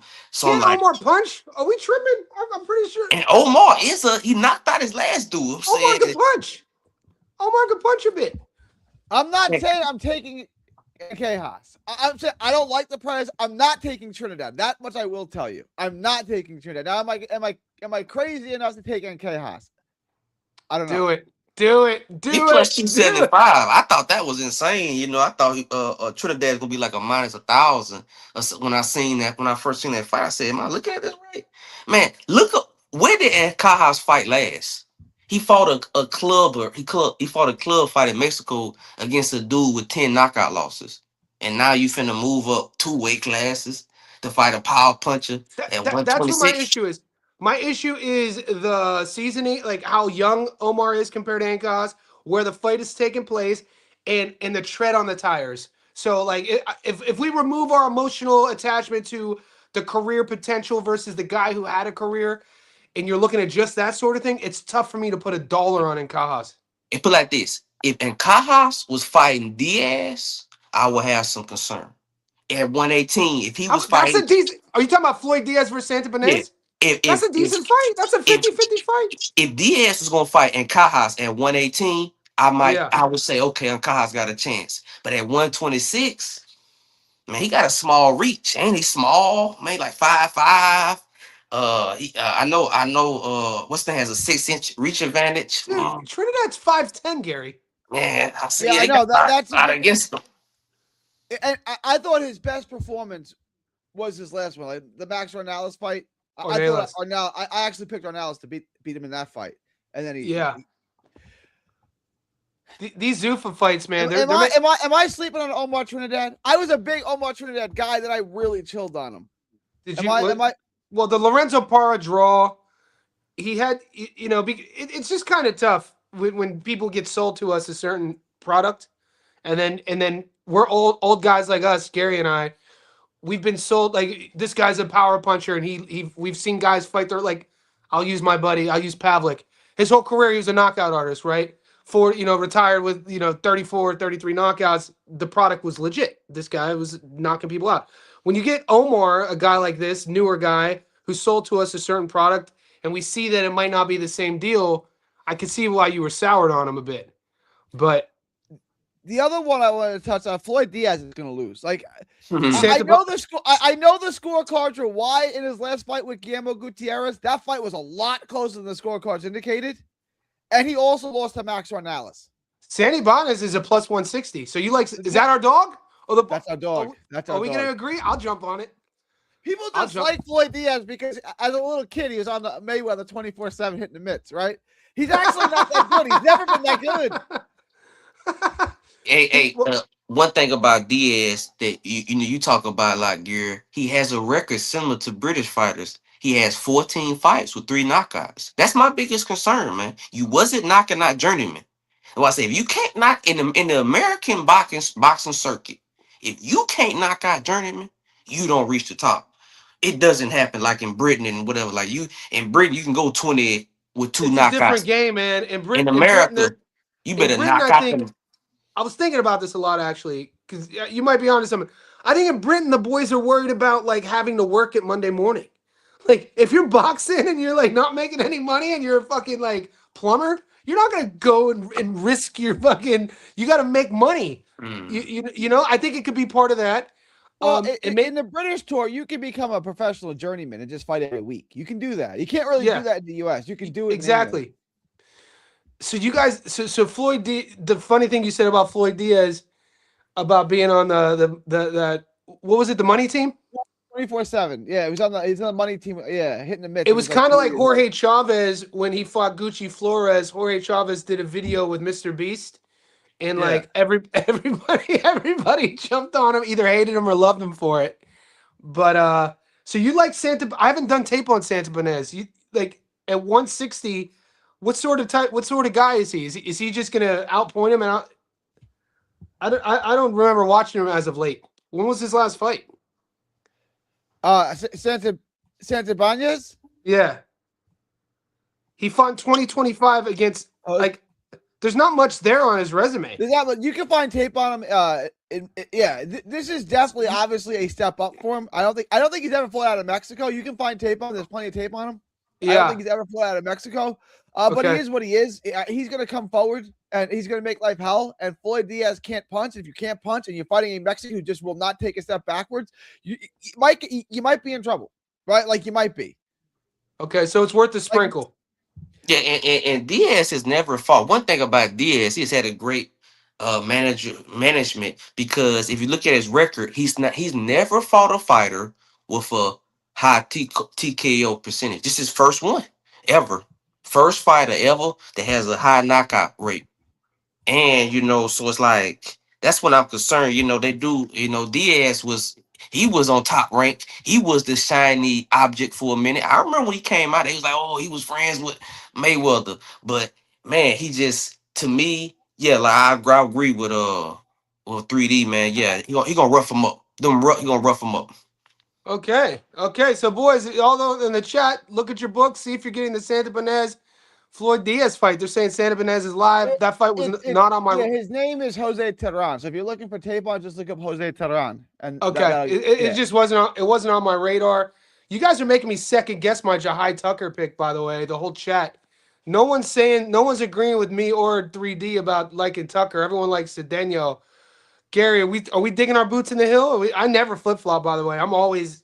My bet's already in. On Tucker, Comparing Cedeno to Tucker to Ingram versus Cushion is crazy, though, bro. Come on, mate. Cushion versus Ingram was like that was like a YMCA fight. I picked Jahan Ingram in Ingram. that fight. So did I. I took Jahan. I took John Ingram too. But you can't compare the matchup, right? All right, So you got to get out of here. I gotta drop off. Yeah, I gotta drop off. Let's text me after you. I'll text you done. after. Yeah, Yeah, I we'll gotta do it drop tomorrow. off. Thanks for Well, jumping on. All right, all right, appreciate you. 3D. All right, later, 3D. Julius. Julia, so are you putting money on Santa Bonez to beat Floyd Diaz? See, right now I'm looking at it and I'm like, if we had to make a list, right, for this weekend, top three live Upsets? dogs. Yeah, he's I'm up there. I making a list. mean, Go on. I would say the top live dogs for this week are De Los Santos, Sendeno, my bad, four, Zayas, Cedeno, De Los Santos, and Teron Santabez. Santa Bonez. Wow. You think the only of all like De Los Santos, it's kind of a 50-50 fight. Either way, you're getting slightly plus money. I like Edwin in this fight. The only one I'm worried Santa Bonez fight wasn't on my radar, so I have to do my homework. You guys have me questioning my Jahai Tucker pick. I got to be honest. Only because you and I have broken down Cedeno together, and I really liked him when I broke him down. But I've been watching Tucker since he was a teenager too, and people are hating on the Truck Simpson fight. What you guys don't realize, you have to remember, the Truck Simpson fight was an emotional grudge match. These boys, their families didn't like each other. They got in a fight at an amateur fight before. It was what, Baltimore versus whatever towns they're from. It was like very personal, and I felt like when a fight's personal and you're fighting off emotions, you fight a certain way. It wasn't Jai's best fight, but he wasn't in trouble in that fight. So I don't know, man. Do you think the boy? I've never pulled a bet out. I've never pulled one out, but you guys are making me question. I might go Cedeno. I just like I'll be called a bitch though. I don't want to be called a bitch. he. I ain't never been no bitch. This is a fight that I don't think. See, I don't think Tucker knows what he's getting into.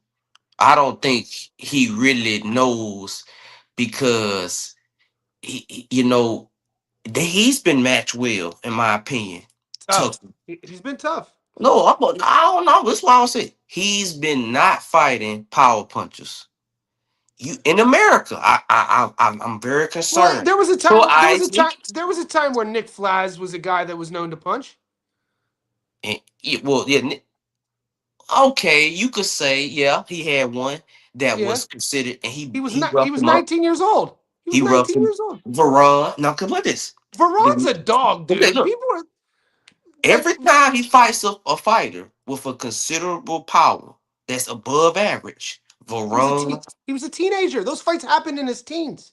but you took punishment from those fights. Oh, you're You saying can there's give going to me be? You think there's going to be carryover effects when you're that young? this one thing.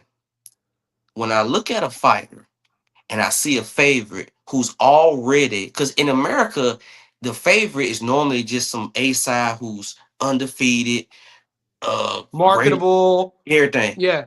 It's a lot of question marks in Jahai Tucker's record. He has had a draw. He has lost. I've seen Tucker take a considerable amount of punches already in his career.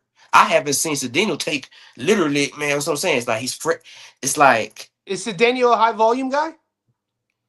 Or is he a uh, counter boxer? hmm, if I'm Cedeno's team, You're gonna counter box him. I'm gonna say put You're him on gonna the walk him back foot down. because he can't stand. Because saying Tucker likes to stand. We like stand there and take pictures. That's a moment. You can't do that with Cedeno because he got that 8-inch reach. He'll just, if he stay right there, he'll pick him off. He has to come on the inside, or he has to fight, or he has to maneuver him way in. All involve him taking some punishment, and that's me. To me, Tucker is a fighter. I just like this, man. I don't care if you turn pro at 60. Can you look at it? It's a fighter, Wilfred Benitez, right? He's the youngest guy. He one of the guys that won championship at 17. 17 years old. Well, yeah, I know. I'm very familiar Yeah. with Wilfred Benitez. Shout out. That punishment he took early in his career made him, well, I believe he by the time he was in his mid-20s, he's Yeah. already, man. It's Tucker a had different took, time though. Those were man, 15 rounders. Wilfred Benitez was fighting 15 rounders as a 17-year-old. Tucker at 20, right, at 23, he is the oldest because it ain't too many 23 ace, 23-year-old A He's an sides. old ass. He's an old ass 23-year-old for sure. I get it. So we took in as much punishment because I thought he lost the Varane fight too. I'm saying that I've seen Veron's a him, punch. Veron is good, dude. and I think Cedeno is on Varane level. That's what I'm I saying. don't think so. Okay. I don't think. That's I think what people Veron just beats. I think Veron handles Cedeno pretty easily. I think Cedeno's predictable. I think he telegraphs his shots. I don't think he has a wide versatility of punches, and he relies a lot on what he does really well. And I think Jahai's going to be able to push him back. This is going to be a fun fight. This is yeah, going to be a fun fight. I would say, but something we really didn't touch on. I want to see how you feel. I'm looking at under 5.5 in the Whitaker versus Rivera. Yeah. Do you think Rivera has the survival attributes? Can he run around? Can he?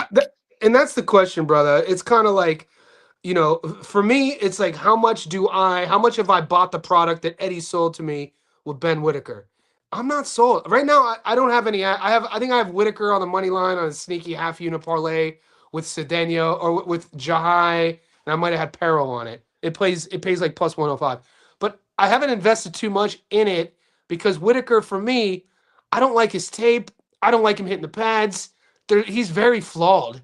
And I think that I think he could be food. Is Popeye the guy to do it? I don't know. I don't know much. I haven't watched a lot of Ramirez tape. Put like this. He's in shape, man. Ramirez is in shape. I watched him today at the weigh or at the media week. I was like, damn, he looks like he's ready. I believe what's name could beat Whitaker. It's gonna probably. I think Edmondson could beat Whitaker. I don't think Whitaker is world level, but right now, I You think firmly, Edmondson beats Whitaker? Louis Edmondson. man, He's like so slow. Edmondson's real slow, mate. Edmondson has that style, man. That's just Awkward. like It's like it's a negative. It's like a negative, awkward style. Yeah. when you He's see it frustrated. when you see it on tape, you like, man, it's nothing. But I think when you get in there and you Yeah. have to hit him, and man, he's very elusive. Like I said, I mean, that's one Yeah. He was. thing. I thought Sneaky elusive. I didn't think Lyndon Arthur was going to struggle that much with him. He's in the visible frustration on Arthur's face of not catching him, and Edmondson's conditioning impressed me. You know what I'm saying? Like we could have a style, but like, can that style hold up when you have an inefficient style like that? Like that's an inefficient style. Josh Kelly's style is super inefficient in terms of energy expenditure. Jaron Ennis has an inefficient style for Mhm. energy expenditure. So I was impressed with Edmondson being able to carry that style. What was that, a 10 rounder? Yeah. So you think maybe you think Edmondson maybe Edmondson would give Ben Whitaker edge. I'm not a Ben Whitaker guy. I've not been sold on it. I'm not one of these guys ordaining him as the great one. He's So I don't 28 really. already. He's 28. That's why my biggest. He's always 28, and he's Yeah, still in the prospect. I'm saying yeah. I personally believe. he got with Hearn so he can put him in a protection racket. Come saying like Get some money, do some commercials, get get some some roll highlights. because Eddie gets a percentage of all of his marketable deals. If he gets a watch deal, Eddie's getting a piece of that. So that's part of the game nobody talks about as well. It's like I'm going to sign a fighter to my promotional company, but he's part of my promotional company. So whatever else he does, modeling, etc. That's why you see boxers who are like this dude's like a model. It's why like it's something nobody really talks about, but it's part of the game. Whitaker has a million Instagram followers. Like the Yeah, dude he's is a popular. He's superstar, gone and viral. he's a Yeah, superstar in England. I just think this fight is they in New York. Let's get an undefeated Puerto Rican, which is Rivera. He gonna have the crowd riled up. He gonna probably come out there Puerto Rican flag. They gonna be playing the Bad Bunny or something. That's what I think. He just coming in and get starched. You feel me? Starched. yeah. Ela Ghost, man. Ela Ghost, aren't you? You used to be a JSB insider. Maybe you still are. I don't see that check mark. So Ela Ghost says, Tucker for me. This is going to be, there's a lot of these 50-50 fights this weekend, man. I don't have a lot of action yet, like I said, but the Tucker, you guys got me questioning Tucker Cedeno.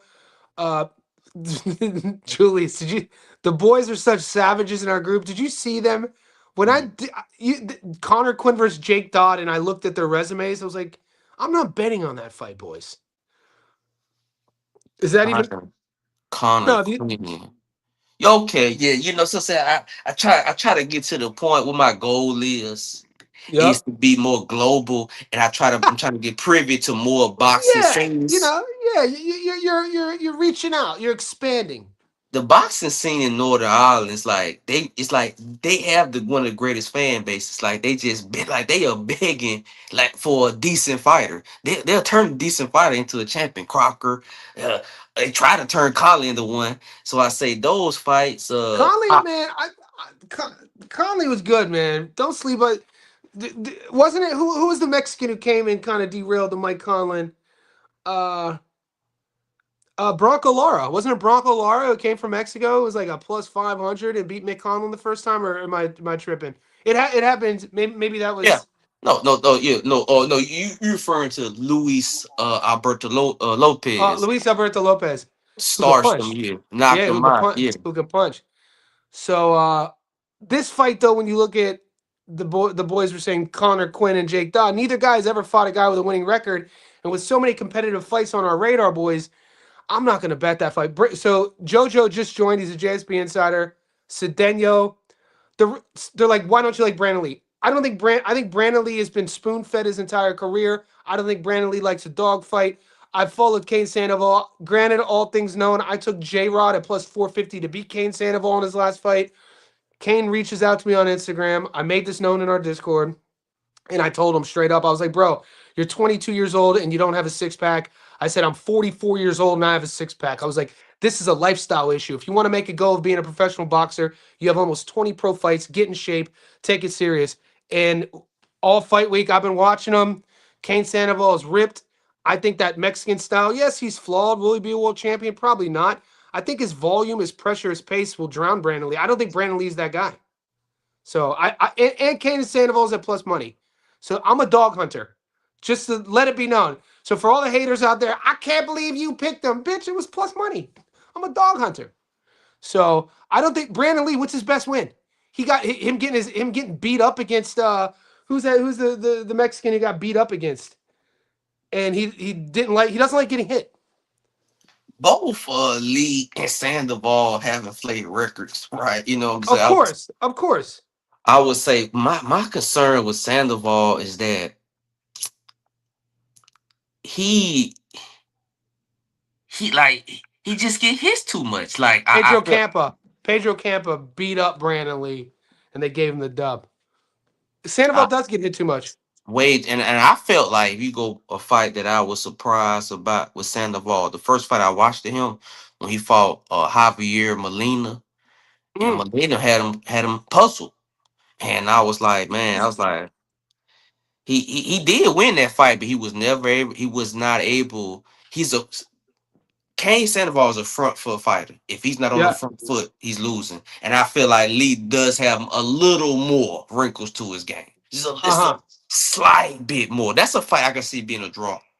Yeah, But I it's just going it's going it's a 10 rounder. It's a 10 rounder. I think that distance. Brantley's going to have to be on his bike. And I question I don't want to bet on when I'm thinking about where I'm putting my money. It's hard for me to put my money on a guy that I doubt their determination. I doubt their resilience. I doubt their willingness to go through the fire. You know, which sometimes it works, sometimes it doesn't work. I like what I've seen in Kane since he lost to J Rod, but that's why. And then, so Jake says we should do it. What's your Jake says we should do a live during the fights. My issue with streaming during fights is I like watching fights kind of like it's almost in reverence. I don't go in public to watch fights. I'll never watch a big fight at a bar. I like watching it in my own, you know, maybe we should. Do you what's your thoughts on that? Yeah, cause like I feel like it's very few people. You got me want to start a channel, man. I might You start one. should. Julius, bro, start a channel and I'll help you grow it. 100%. Uh, Like we a small circle, man. It's yeah, not that many there's not English many of us. speaking. I do notice that a lot of Spanish channels boxing. It's more Spanish boxing channels than all English channels. In the English speaking world, man, it's very few people who Not a know what lot. they're talking about. Very Yeah. few. Man, that's why I do agree. That's why I was gravitating to your channel. I said, man, you know what we talking about. Who understand the business side. Cause Yep. yeah, live when we man, like yeah, man, like I know why people want to watch the fight with you so they can live bet. You know, you can't. You where you at? You can't. You gotta call I can't somebody. lie, bet. I But gotta where call we at? someone. But where we at? You know what I'm saying? We you Yeah. know yeah, click of a button. So yeah, Maybe I'll think about it then, Jake. Maybe it's something to think about. We got 92 people in here. We're 90 minutes in, man. Guys, like the video for us. We got to get Julius. He's one of our sharps to start a channel. Dude, imagine this. Because there's me, there's 3D. I'm bringing Tommy on the channel tomorrow. Paulie Malignaggi, Tommy Rainone. Maybe one or two others. If TJ started one, if you started one, that's how we would grow. You know, the way you would grow and get the word across about what's really going on in the boxing game is you want seeds to be planted.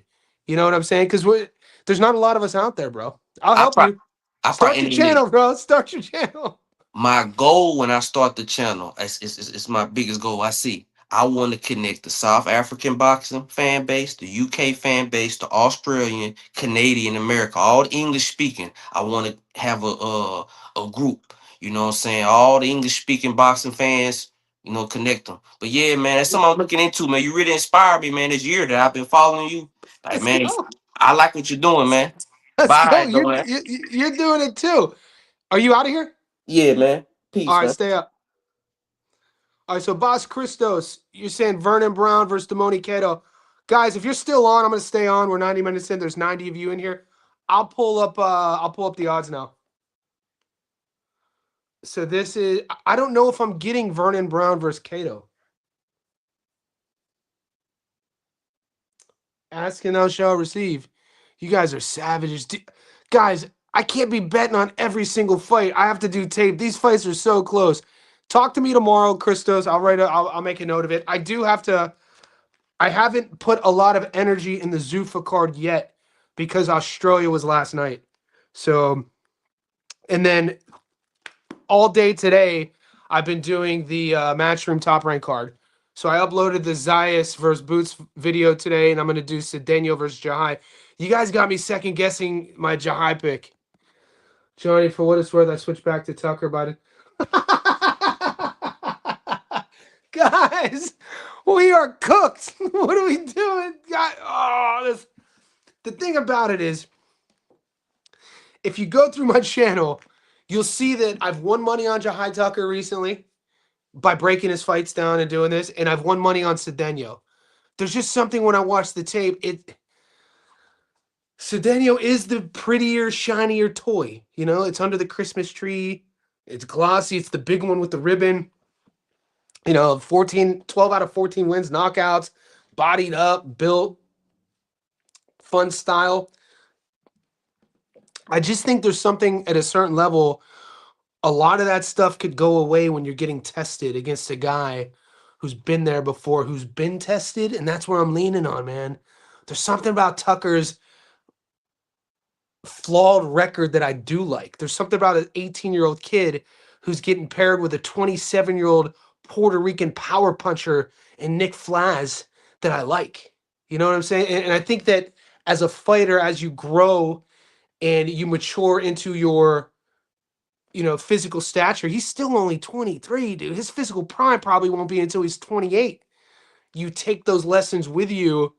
Cedeno at 26, I'm not sure he's learned those lessons yet. So that's what I'm leaning on. Johnny, you point out yourself, timing, Cedeno. There's a lot to like about Yuri. And the longer you're on my channel, the more you'll like. It's just because we have to pick a guy, right? I can't, we wouldn't have 97 people in here on a Thursday afternoon in Sydney. We're a small Australian channel, guys. I have 28,000 subs. Started this from scratch. If I did every video and I just picked a draw, nobody would watch. So I understand why I have to pick winners, and nobody's 100% right. Just because I took Jahai doesn't mean I don't like Cedeno. I understand the pick. You guys have me second guessing my pick. Who doesn't love a good power puncher? Who doesn't love a big southpaw who has good timing looking for the knockout? But then again, who doesn't love a meat grinder? A guy who's been through the war, who wants to drag you with him, who'll take your biggest shot, eat it, get through it, weather the storm, just to see if you could still be there when it's late. Like, these are the romantic narratives of a fight. This is why boxing is the greatest sport on earth. It's all over the tape. Power timing, Cedeno's corner. Tucker will take punishment. His distance timing, lack of power puts him in backstep. Backway transfer dropping bombs. I got so. What's up, Fight Fan, my guy?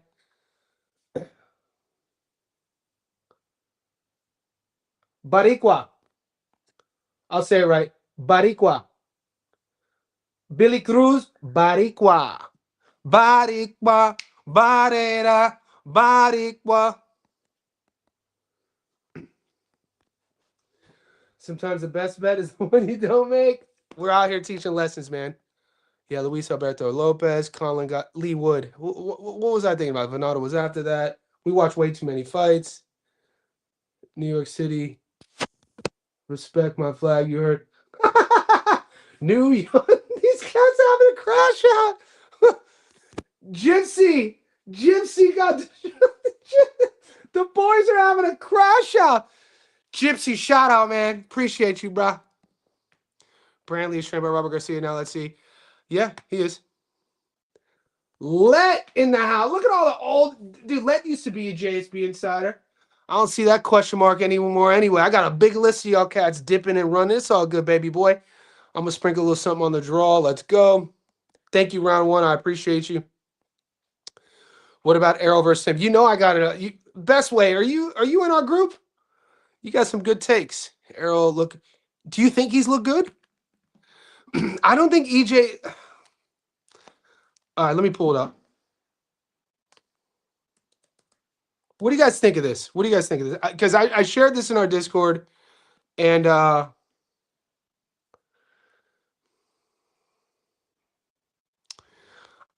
what do you make? I don't like Errol's feet. I don't like Errol's balance. So this is Mason versus Bell, Battle of Ohio. Paro, this is last night. Paro on points. Let's go. We up. Let's go. Big ass head. Champs. I still think Paro beats Garcia and Raleigh. You don't believe me? Okay, here we go. Guys, if you're on Instagram, follow me at Johnny Stavko. Say, hey, Jay, what's up? It's so-and-so from YouTube. I'll follow you back. The reason for that is I do a lot of these polls. You know, I use my story as like a 24/7 ticker. I'm a big Arrow fan. I've been a fan since the amateur days. You know, I loved when one of my favorite moments is when he went to Sheffield and stopped Kell Brook. There's something about Errol's. I'm going to play the video and I'll shut up here.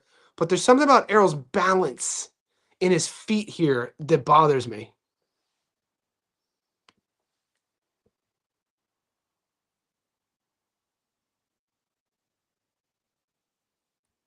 It's tough to see because the video's dragging a bit. He doesn't look, to me, he doesn't look comfortable. His foundation to me looks off. The video's dragging a bit. If you want to see the real speed, it's on my story. I did a poll. Does he look good? Does he look bad? Does he look okay? There's something when a fighter, even though he's going at 50%, he's not, obviously he's not sprinting here. But when you're looking at the foundation of a fighter, his balance, his balance looks off to me. It's hard to pinpoint it, but when you box, when you coach it, you kind of know what I mean. I don't like this fight for him.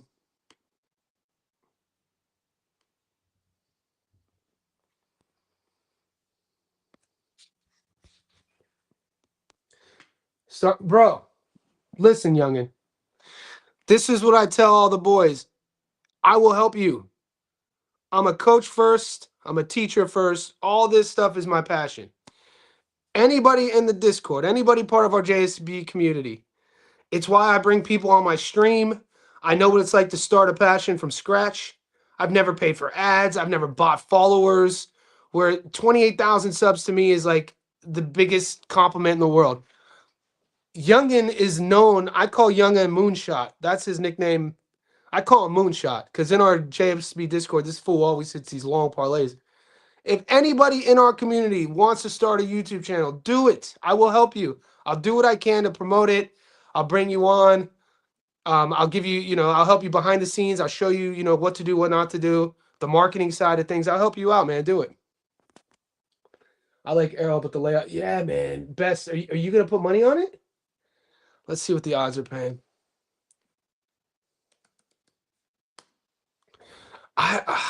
Guys, I mean, even if it's $100, bro. Even if it's $100, it's tough to put money on Arrow. Based off of what Best Transfer's saying here. There's a saying in gambling. You're only as good as your last win. You're only as bad as your last loss. There's a saying in boxing. What have you done for me lately? All Errol has done is not fight in over 1,000 days. The last time we saw him was at 147. He got the piss beat out of him by Bud Crawford, a guy who had won titles at 135. His best win, he hasn't had a stoppage win in what, 2019? Who was the last guy Errol stopped? When did he fight Ugas? He's never fought at 154 before. I don't like it, man. To think that I would bet on Errol Spence Jr. is crazy.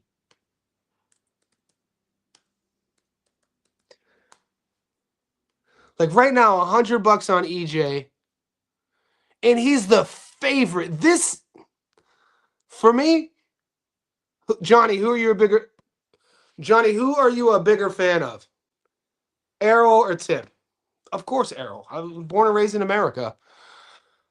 I started boxing as a 7-year-old. I watched the amateurs. I knew about Errol as an amateur.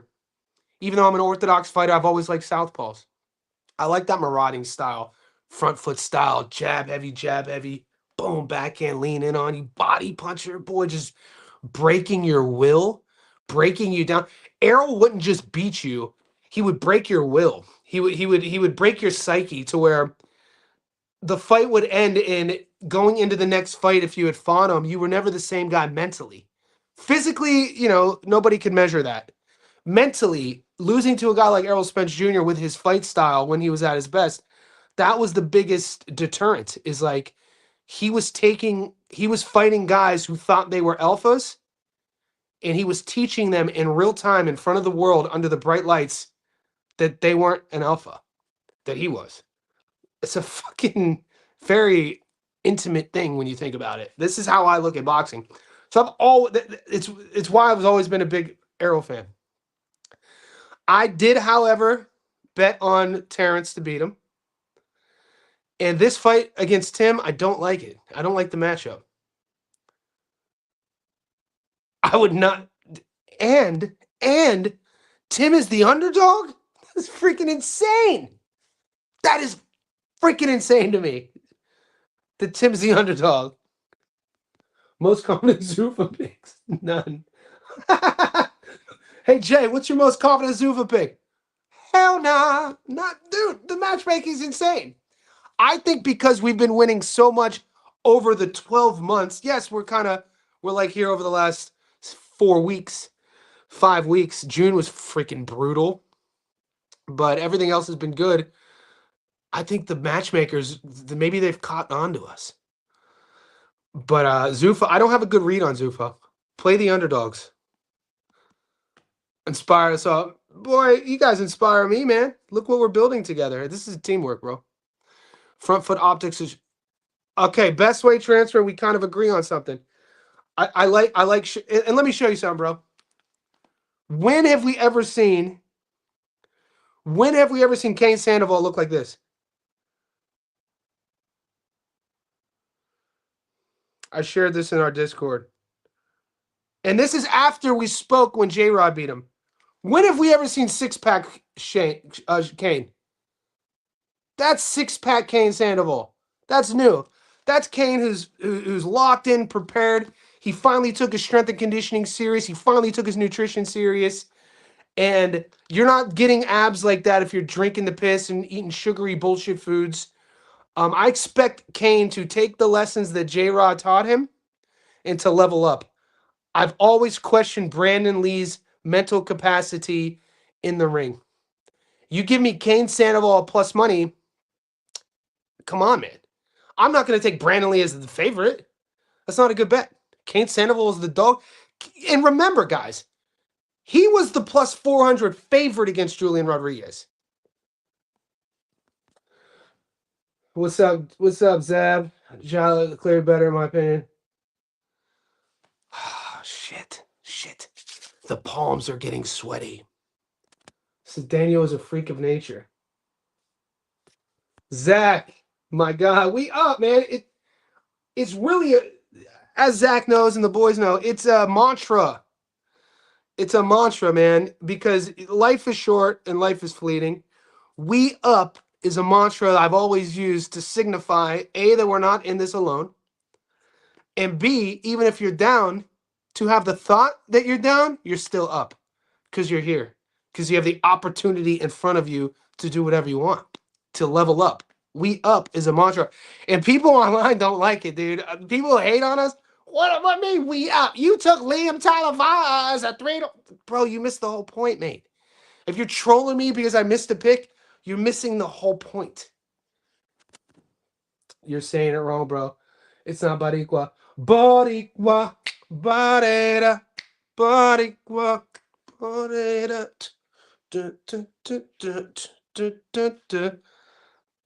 Cedeno. What's up, Paco? A lot of people got Cedeno. He's a sexy pick right now. Going half unit line. Most fights are 50-50, right? High interest. We appreciate you. Newton, what's up, my guy? Bud turned the big fish into... Ironic how in the movie Finding Nemo, they found him in Australia. Smith. No shit. I've never seen Finding Nemo. They found him in Australia? Spence about to fight in Australia. Youngin, all Youngin needs. This is my guy Moonshot, who we're gonna get him to start a channel when he's ready. King of the Moonshot parlay. You just need Australia to win, right? Against Paraguay? No UFC. They're coming. I got boys. It's only Thursday. It's hard for me to juggle careers and then get a wrench thrown into our work with a Wednesday night fight. So the Wednesday night fight last night, I can't look past it. So I was like, all right, let me get locked in. We got, I'll do there's a UFC parlay coming. I got to do a Zuffa parlay. We're up. We'll get it. Is my internet slow? Appreciate you.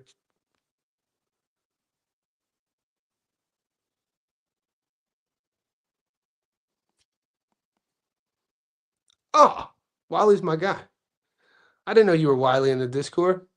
You guys have different names, man. I got Tucker, Jahai, Christos. So you got, see, Chris. I got Tucker. I think I might take De Los Santos. I don't like his balance either. I think I saw that was off too, bro. What's up, De Niro? I think great picture. Is that young Mike or is that his nephew? I think if Arrow's even close to 90, he beats Tim. Tim is banking on Arrow being damaged goods. We're gonna know a lot coming up, boys. I'm about to get 10K on Zayas. You're not crazy. You're not crazy. A lot of people, bro.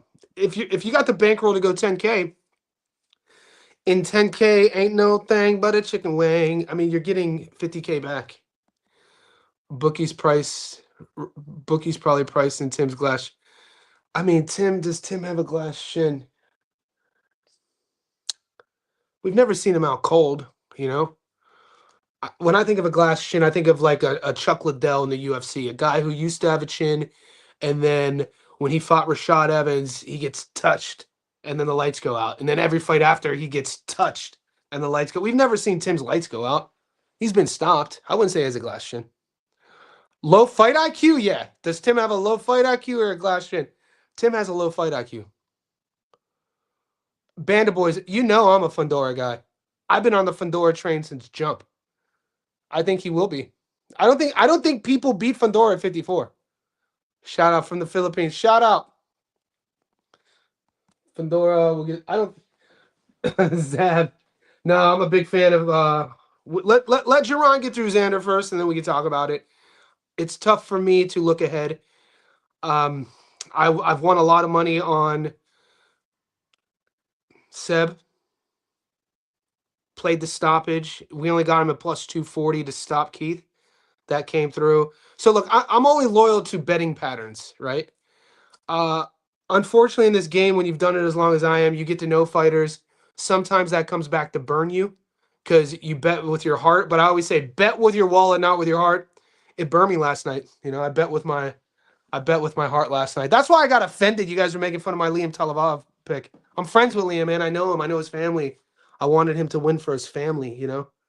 But I told you guys that. It's all good. You can't gamble like that you got to gamble with your wallet. The minute you're using emotions, you're going to get burned. That's the secret to betting consistently and being up at the end of the year is removing emotions from it. So what I like to do is bet on patterns. Have I won money on this guy before? Yeah, and this is why I like the last with Cedeno. If you look at Cedeno's last fight against Satundi, I did a live stream with Julius, the dude who was just on.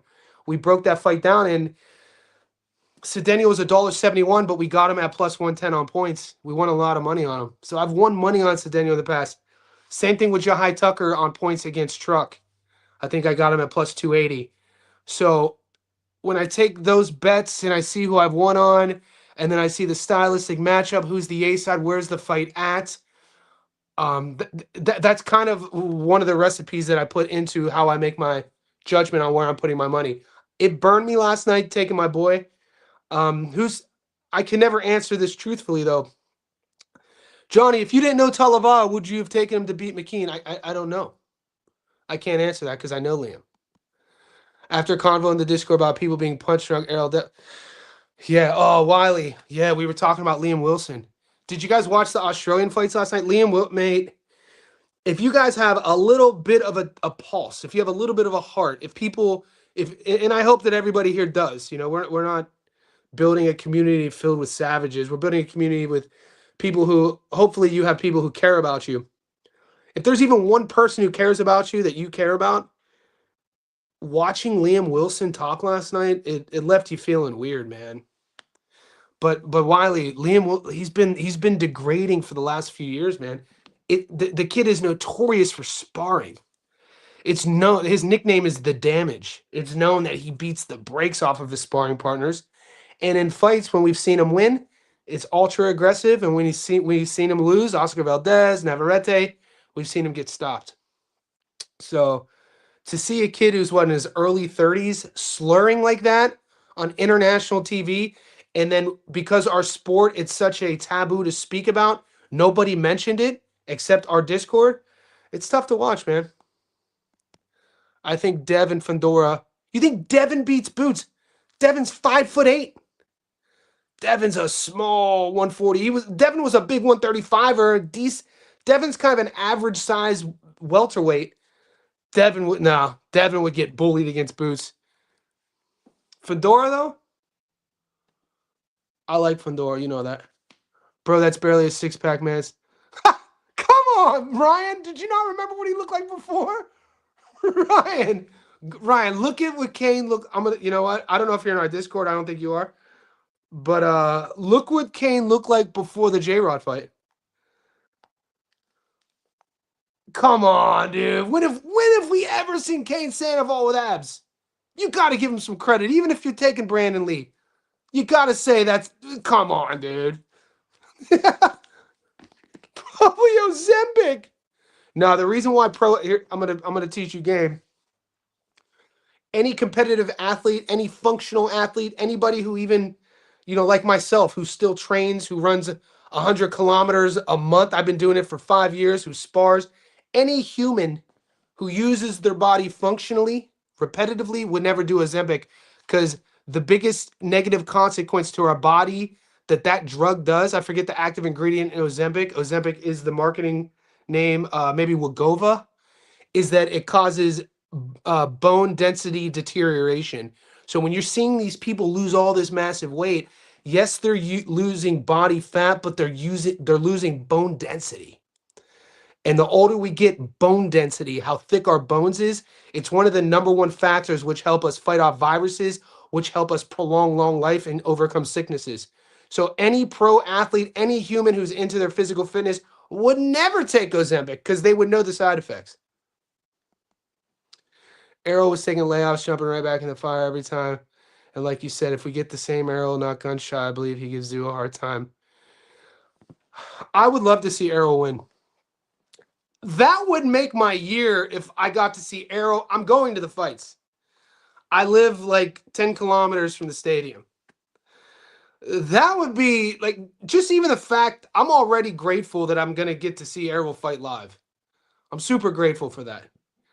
That'll go up on my list of, like, I was fourth row in Melbourne for UFC 293 in 2015 for Ronda Rousey versus Holly Holm, when Ronda Rousey was invincible and Holly Holm head kicked her. I was fourth row for that fight. I was borderline ringside when Kelly Pavlik knocked out Jermaine Taylor at the boardwalk in Ocean City, Atlantic City, when he became the world champion. I was at Tim Tszyu, Tony Harrison, when he became a world champion and knocked out Harrison in the 9th. To see Errol Spence fight, that'll be awesome for me. I watched Ray Mancini fight, but I was a kid. I really don't remember. I was like 7. I think I was 6 when Boom Boom Mancini fought. I think it was when Boom Boom lost to the kid from Buffalo with the braids. They fought twice. 2 great fights. Livingston Bramble. I'm an old head. I'm an old head. When he fought Livingston Bramble. I thought Ray won the fight. I had to rewatch it when I was in my 20s, but he lost it. What do you think about New York judges? I think they favor the A side, man. New York ain't the city of dreams and everything in New York. Arrow at 154 is a pro. Arrow layoff for 3 years. This is a conversation to be had. I've heard this. I don't think it's that flawed. I think there's something to that. Kind of like Jaron. Jaron boiled himself down forever at 47. And Errol did the same thing at 47. You fight your whole career at 47. I was shocked. Somebody told me in the chat that Errol walks around, like going into the Bud fight, he was walking around at like upper 180s. Is that what you guys heard? That Errol like walking around like I weigh 185. I'm 5'11", 185. I'm 44. Errol's listed, I think, at 5'9". So he's like a little bit shorter than me. If he's walking around what I'm walking around at, to think that I would ever make 147 and do it consistently through my 20s and 30s as a career is absolutely insane. I haven't weighed and I'm in shape. Like I said, I don't have a lot. I'm under 10% body fat. I don't have a lot of fat at all. And I'm in my 40s. I always think about that. Like, how the hell would I make 47?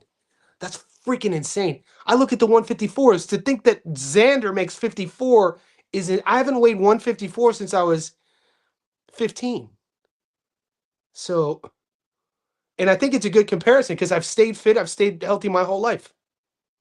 So these guys are, how much are you losing when you're cutting that weight? How much are you giving away? We'll never know. Like, what if Errol's career happened at 54 instead of 47? There is a big part of me that I want to see Errol beat Tim. Will he do it? I don't think he will, though. It's hard for me to get past the logic of fighting because, maybe because I'm still within the sport and I train and I spar and I punch and I get hit. I do road work. I do all of it. I live like a samurai. The consequences are real. I've never been a pro boxer like Errol. I've never the car crashes, the alcoholism, how he treated his body, the fight against Bud, obviously. He's 35 now, I think, 36. I want to see him win. I'd love for him to see him win. That'd be crazy. What a story. Errol come to Australia, get a dub. He would instantly put himself in another big fight. But who would he fight? Murtazayev? Josh Kelly? Seb? I would not want to see him versus Seb. Manny Pacquiao? Is that the move? I don't know if he's going to be able to get past Tim, guys. Tim going to be at plus 200. Let's go Australia. Thriller Mike. Thriller Mike is a beast. Thriller Mike is goated Mike, by the way. Bet Portugal to win the win. You got him. I already put my bet in, bro. I took Argentina at plus 14 to 1 and then Brazil at 12 to 1, but I pulled him out of a hat. I don't think Tim has a glass chin. Yeah, thoughts on yesterday's robbery. Who got robbed? Boots. You think Boots will be Boots? You think a full Fandora? Maybe. People have already beat Fandora at 54. Yeah, but Mendoza. I get it. But this is a different like he's still in his mid-20s, he's young. You put the belt around somebody's waist, the kid built, they have a compound. This kid lives in a boxing compound. The fighting Fandoras is a real thing. This dude's always in shape, disciplined. Every time we see him, he levels up, beat the dog breaks off of Thurman. He's going to be a tough out for anybody at 54. Tim got dropped constantly. Fandora will be able to make Boots pay in positions. Low fight IQ. That's what it is, in my opinion. You've lost so much on Tim. So I lost money on Tim. I flip-flopped the first Seb fight. The second Seb fight, because I was doing live streams then. I had Seb early in the week. It's the only time I've ever flip-flopped, and I flip-flopped. I'm sticking with Jahai. So the boys in here who are on Jahai, I'm staying true. My boots are dug in. I'm in it to win it, boys. I'm not going to flip-flop on anybody. Just getting in, but already put money on Xander. Major Key Boxing. Plus 300, plus 350 is an amazing bet, by the way, on the money line. How often do we see an undefeated world champion who's fighting a guy who's moving up, and they're almost a 4-1 dog?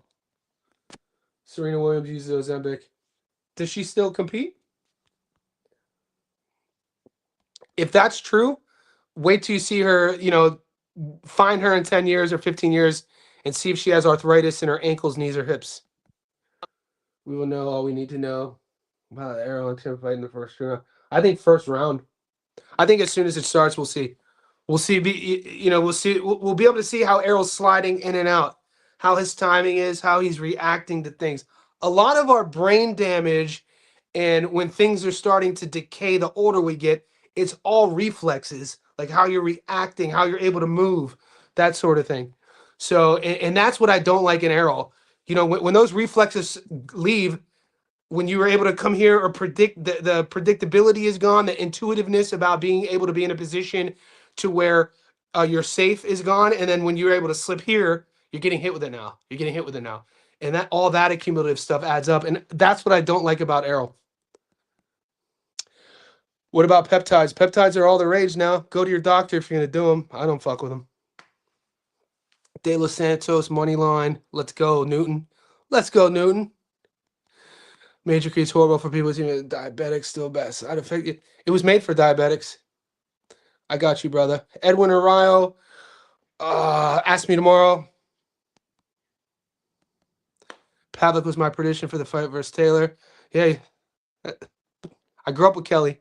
Kelly and I have been friends since we were 7 years old. Livingston is from US. Livingston Bramble from the USVA. Why did I think he was from Buffalo? Maybe as does Canelo, no difference. Who's the A-side, Xander or Boots? Well, Xander's the champion. Didn't Matchroom get the purse bid? I think Matchroom, or no, Top Rank got the purse bid by like 15 grand. Or am I convoluting the Liam Paro versus Lewis Crocker fight? No Limit and Matchroom, Top Rank. Xander's the A-side. See, this is what I was talking about. It's not that Xander fundamentally superior. It's that Boots gets away with a lot of things because he's so unorthodox, because he's so twitchy, because he's so fast. He has great reflexes and skills. He's able to get away with things that you would never teach. He has bad habits. That's my biggest beef with Boots. Will Xander Zayas be able to make Boots pay for these so-called bad habits? I think that's the trick. Errol versus Josh is the only one I could think of. He won't lose. Maybe. Same reason he probably brought up Taylor versus Pavlik. Hergovich. Insane. Johnny, it's great to see you're still on. You didn't answer me earlier. Were you so? Does it bother me, Charles Johnson? No. I think Charles Johnson's one of these guys, when you think about an athlete psychologically, there's certain guys that are able to travel. There's certain guys who don't want the bright lights. There's certain guys who perform better when they're the B-side, when they're the underdog, when they could remove all the expectations of having their family in the crowd or the stresses of having to sort of perform a certain way. This is Charles Johnson. He's done it his whole career.